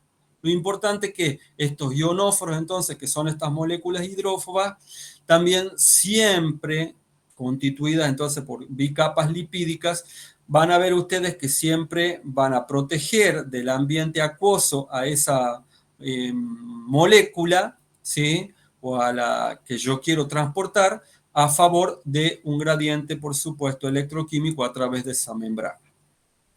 Y luego van a tener los liposomas. Estos liposomas, ustedes van a ver acá, lo van a ver mejor. Son, ven, son formas farmacéuticas también que son bicapas concéntricas de fosfolípidos que contienen en su interior ese medicamento que se encuentra que es soluble en agua. Entonces nos sirven para administrar, ya vamos a ver, algunos fármacos que yo quiera dirigir hacia un lugar determinado. Por ejemplo, este tipo han sido muy utilizadas estas formas farmacéuticas o estos liposomas en vacunas, en algún tipo de vacunas, por ejemplo, contra el coronavirus o el COVID-19. Entonces, estos liposomas se van a acercar a la membrana celular, por su naturaleza van a fundir con esa membrana, produciendo la ruptura de la misma y la liberación de ese fármaco hacia el citoplasma celular. Entonces ustedes me dirán, bueno, entonces, ¿por qué si tienen estas ventajas no se pueden administrar todos los fármacos de esta manera? Porque lamentablemente, primero, no todos los fármacos admiten este tipo de dispositivo. Otra desventaja, cuando hablábamos, ¿se acuerdan de accesibilidad? Son, digamos, formas farmacéuticas que son muy, muy caras para que ustedes se den una idea. Un fármaco que se administra por vía tradicional puede tener el valor de 1 a 100 veces más caro el que se administra por vía liposomal o utilizando estos, digamos, liposomas. Bien. Lo que sí tiene esas ventajas, pero la accesibilidad por ahí es costosa. Yo les decía, por ejemplo, se pueden utilizar también para liberar en un punto o una liberación selectiva, donde yo quiero que se produzca justamente la salida del fármaco o la llegada a la biofase, como por ejemplo sería un tumor maligno. Bien. Eso sería todo en cuanto a absorción y formas farmacéuticas, pero luego vamos a tener lo que son. Recuerden que habíamos dicho que tanto la liberación como la absorción no solamente dependía de las formas farmacéuticas, sino también de la vía de administración, que era el lugar donde yo administraba ese fármaco. Y básicamente podemos dividirlos en dos a estas vías de administración. Las que son locales, ¿sí? Donde tenemos estas de... por ejemplo, la vía tópica, que es en el mismo sitio de aplicación, o la de sistémica, que va a ser, depende de dónde se va a llevar a cabo su absorción. Y estas sistémicas, a su vez, se van a dividir en enterales y parenterales. Acá ustedes tienen un gráfico, por ejemplo, supónganse que si administro por vía oral, fíjense, ¿qué camino tienen? Bueno, la vía oral, la vía sublingual, también tienen la vía inhalatoria, tienen la vía rectal, todas esas van a formar parte de las enterales, ¿sí? Entonces, fíjense entonces acá, en este caso, si fuese la vía oral, el fármaco se deglute, si es un comprimido, tiene que llegar al estómago, fíjense, pasar el estómago, llegar hacia el intestino y depende de dónde, si es en el intestino proximal o en el distal, va a ser absorbido, va a ser llevado desde ahí por esos procesos absortivos hasta el hígado y desde el hígado todavía sigue en circulación presistémica, va a salir por arterias hepáticas, va a llegar hacia las cavas. Y a partir de acá va a entrar, sí, al corazón y desde el corazón recién, fíjense, hacia toda la economía, que es en este punto donde consideramos que el fármaco está absorbido en circulación sistémica. No así, por ejemplo, ustedes van a ver acá la vía, digamos, intravenosa, donde yo directamente coloco en el torrente sanguíneo y directamente va a pasar por las cavas hacia el ventrículo izquierdo y por el ventrículo izquierdo hacia la aorta, por la aorta, perdón, hacia toda la economía. Dentro de estas vías de administración podríamos tener enterales, dentro de las cuales tenemos la vía oral, que es la más frecuente, pero por supuesto deben cumplir tanto ciertas condiciones el paciente como el fármaco y la forma farmacéutica. ¿Sí? Por ejemplo, si tengo un paciente con vómito, y bueno, no es aconsejable la vía de administración oral. Si tengo un paciente en coma, ¿sí? Que no puede deglutir, tampoco se puede administrar un fármaco por vía oral. ¿Mm? Bien, hay que tener en cuenta también acá que hay medicamentos que pueden ser polipeptídicos, porque yo, por ejemplo, no podría administrar una insulina por vía oral y la tengo que administrar obligadamente por vía parenteral, porque recuerden que es una proteína y todo medicamento polipeptídico sufre un tipo de desnaturalización como la hidrólisis, ¿sí?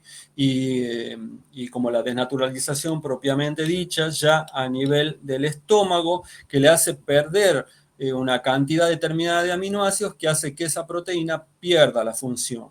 También eso se puede dar a nivel intestinal, no solamente a nivel gástrico, que es el ejemplo que yo le he puesto de la insulina, pero si fuese otro tipo de medicamento, también se puede llevar a cabo acá. Bien. Entonces, una vez que voy a entrar en esto, que ya lo van a ver mejor el el miércoles, pero acá los fármacos, una vez que ingresan al hígado, ya pueden sufrir lo que se conoce como, bien ingresan al hígado, una metabolización o un metabolismo hepático que se conoce como efecto del primer paso. Es decir, que de la dosis que se absorbe, un porcentaje ya inmediatamente ahí en este proceso absortivo está siendo metabolizada. Supónganse que yo administro una dosis de un 100% y pierdo por ese metabolismo hepático un 30%, lo que ya me está reduciendo antes de la absorción la dosis a un 70%. ¿Se entiende esto, chicos? Sí, doctor. Bien, entonces, eso es a tener en cuenta. Por eso no todos los fármacos admiten esta vía de administración. Hay otros fármacos que también ustedes ya vamos a ver, que pueden tener, una vez que se metabolizan en el hígado, pueden nuevamente formar moléculas que se absorben por vía intestinal, llegan al intestino, están nuevamente disponibles para volver a absorberse. Y es lo que se conoce como recirculación enterohepática. Pensaba que tenía ahí una gráfica, pero no la tengo. Entonces, significa que va a estar disponible para que se vuelva a absorber. ¿Y esto qué consecuencia nos trae a nosotros? ¿Por qué nos importa? Porque prolonga la vida del fármaco dentro del organismo. Es decir, va a permanecer el fármaco durante más tiempo y esto hace que muchas veces puede ir a favor del efecto terapéutico que estamos buscando, pero muchas veces también puede ir en detrimento y producir efectos tóxicos. ¿Qué ventaja tiene la vía oral? Y bueno, es cómoda, barata, no necesito, el paciente se la puede administrar solito, ¿sí? Es un tratamiento, la vía que más se utiliza en tratamientos crónicos, depende de la voluntariedad y la capacidad de deglución que tenga el paciente. Por supuesto que yo no puedo administrar fármacos que sean irritantes para la mucosa, si el paciente está inconsciente o posquirúrgico, o si, por ejemplo, tiene algunas patologías que aumenten, por ejemplo, aceleren el vaciado gástrico, si el paciente está con vómitos, etcétera, etcétera. Otra vía muy importante dentro de estas enterales es la vía sublingual, porque evita ese fenómeno del primer paso.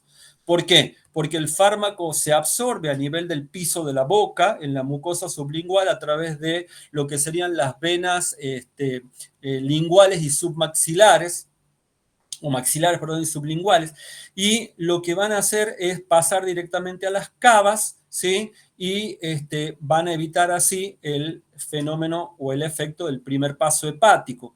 Y entonces yo también puedo tener esto una vía bastante rápida donde yo puedo empezar a comenzar a ver efecto aproximadamente a partir de los 2 minutos.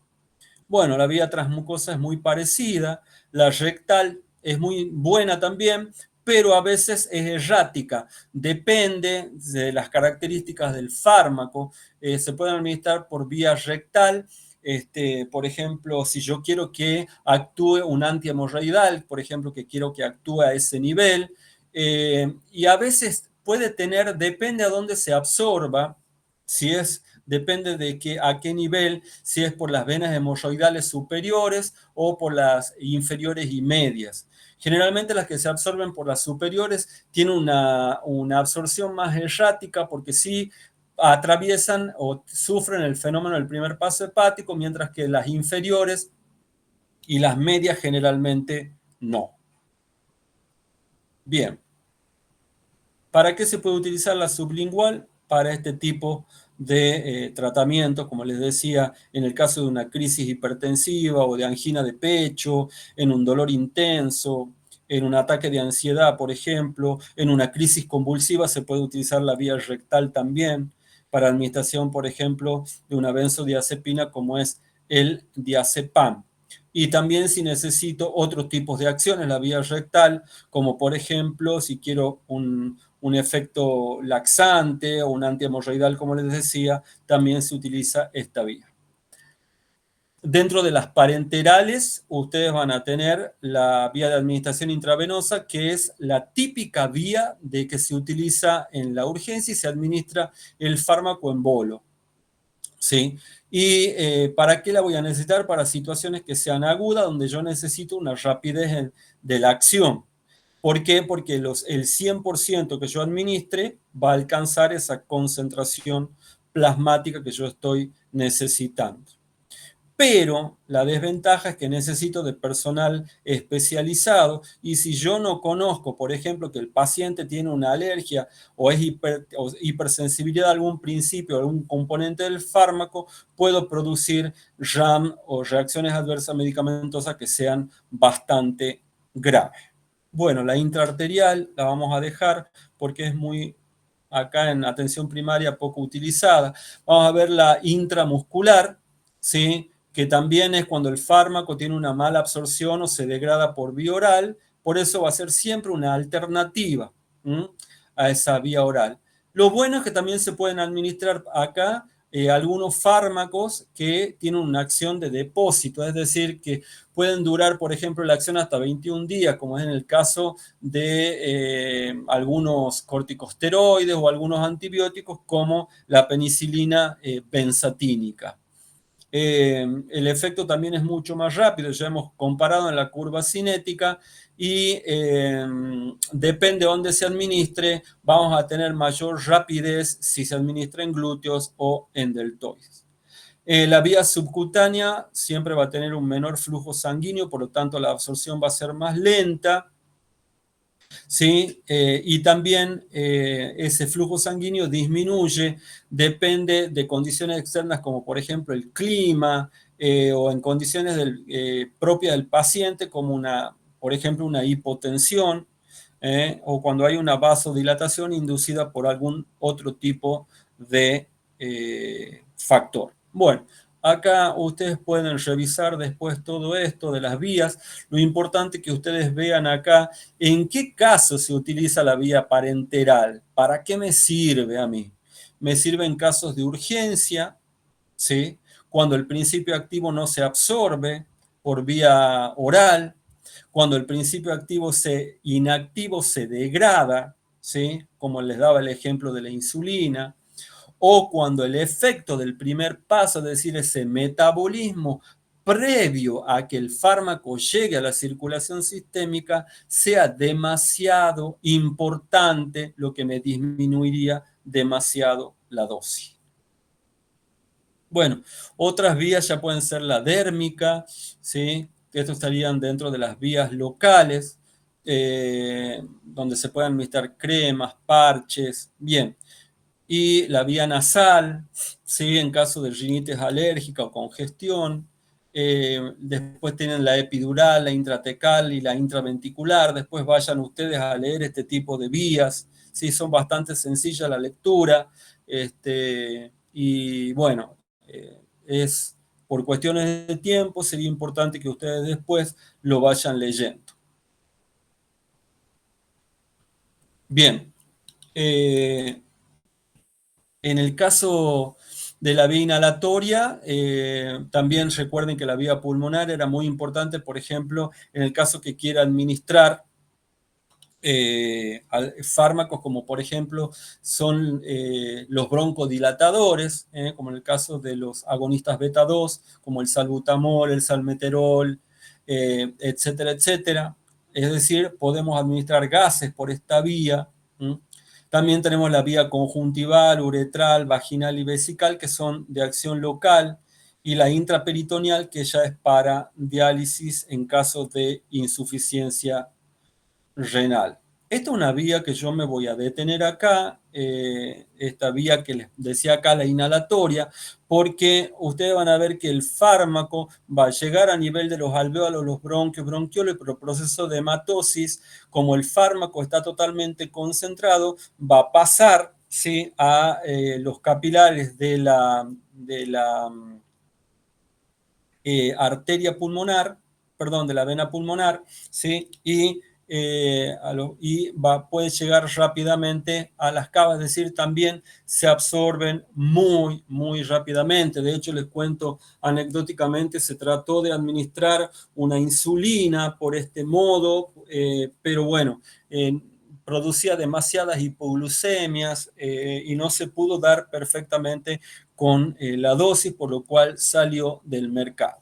Lo importante de acá es que ustedes sepan que no es solamente la elección de un fármaco adecuado, sino también es muy importante que ustedes tengan en cuenta la vía de administración que van a elegir para este fármaco. ¿Por qué? Porque si ustedes utilizan una vía de administración que no sea la adecuada, entonces sí, pueden no obtener el efecto terapéutico.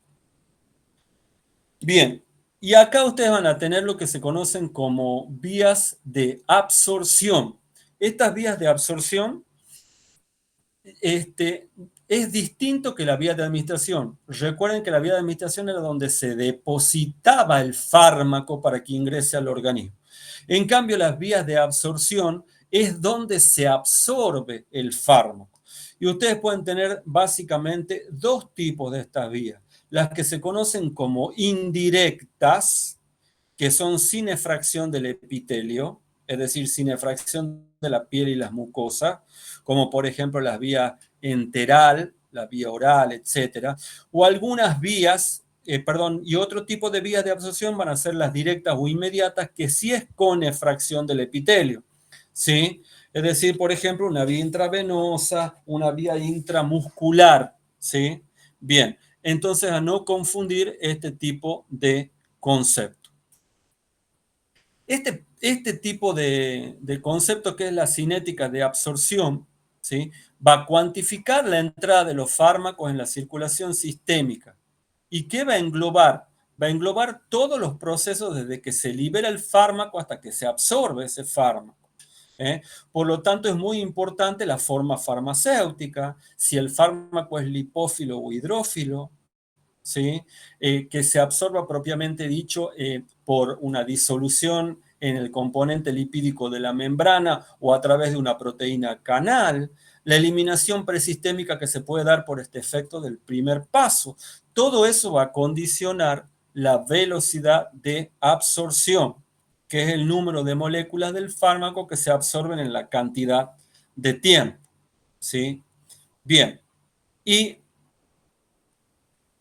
vamos a llegar a este concepto muy importante, que es que esa fracción que se absorbe, ¿sí?, y que está lista para interactuar con la biofase, es lo que se conoce como fracción de absorción biodisponible.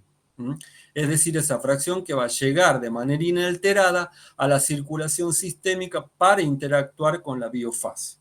Este concepto es sumamente importante. De acá se desprende el concepto de biodisponibilidad, que se va a definir como el porcentaje del fármaco que alcanza la circulación sistémica tras su administración oral. Y es un parámetro que también no solamente indica esto, sino que nos indica la velocidad y la cantidad de fármaco que llega a esa circulación sistémica para actuar en la biofase.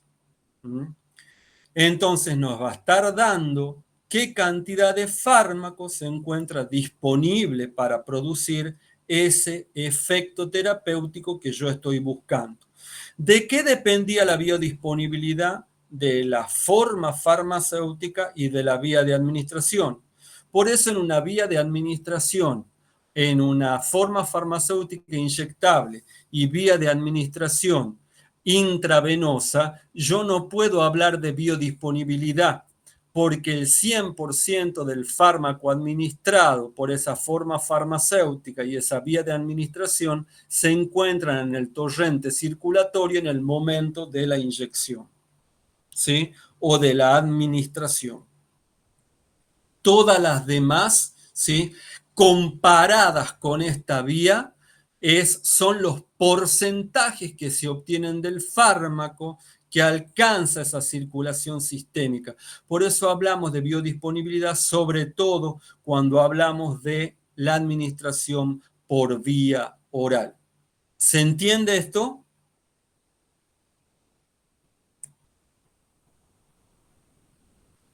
¿Se entiende? Bien, sé que están cansados, pero el tema es muy largo.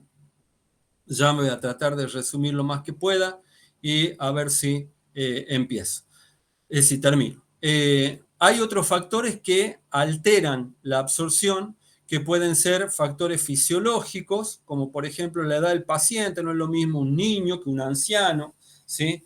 Cuando yo voy a administrar, y si el fármaco va ligado a proteína, eso tiene una serie va a traer como consecuencia una serie de eventos que ya vamos a ver más adelante. También algunos alimentos pueden interferir en la absorción o en la biodisponibilidad de algunos fármacos. Otros factores pueden ser patológicos, como por ejemplo yo no voy a administrar una vía oral, como les decía, si tengo vómito, o por ejemplo intramuscular o subcutánea, que se pueden alterar, por ejemplo, la intramuscular en el caso de una insuficiencia cardíaca o la subcutánea en el caso de un flujo cardíaco reducido, ¿sí? Y otros factores denominados iatrogénicos que tienen que ver ya con que el fármaco, con la farmacotecnia, muchas veces a veces puede formar precipitados y puede producir embolias y una serie de fenómenos no deseados. Bien, esto vamos a ver después y voy a detenerme acá porque se hizo demasiado larga la clase y la verdad que hasta yo ya estoy cansado. Bueno, ¿preguntas? ¿Preguntas? Ninguna. ¿Todos han entendido todo? Sí, profe. Bueno, les vuelvo a pedir disculpas por el horario de comienzo de la clase. No he tenido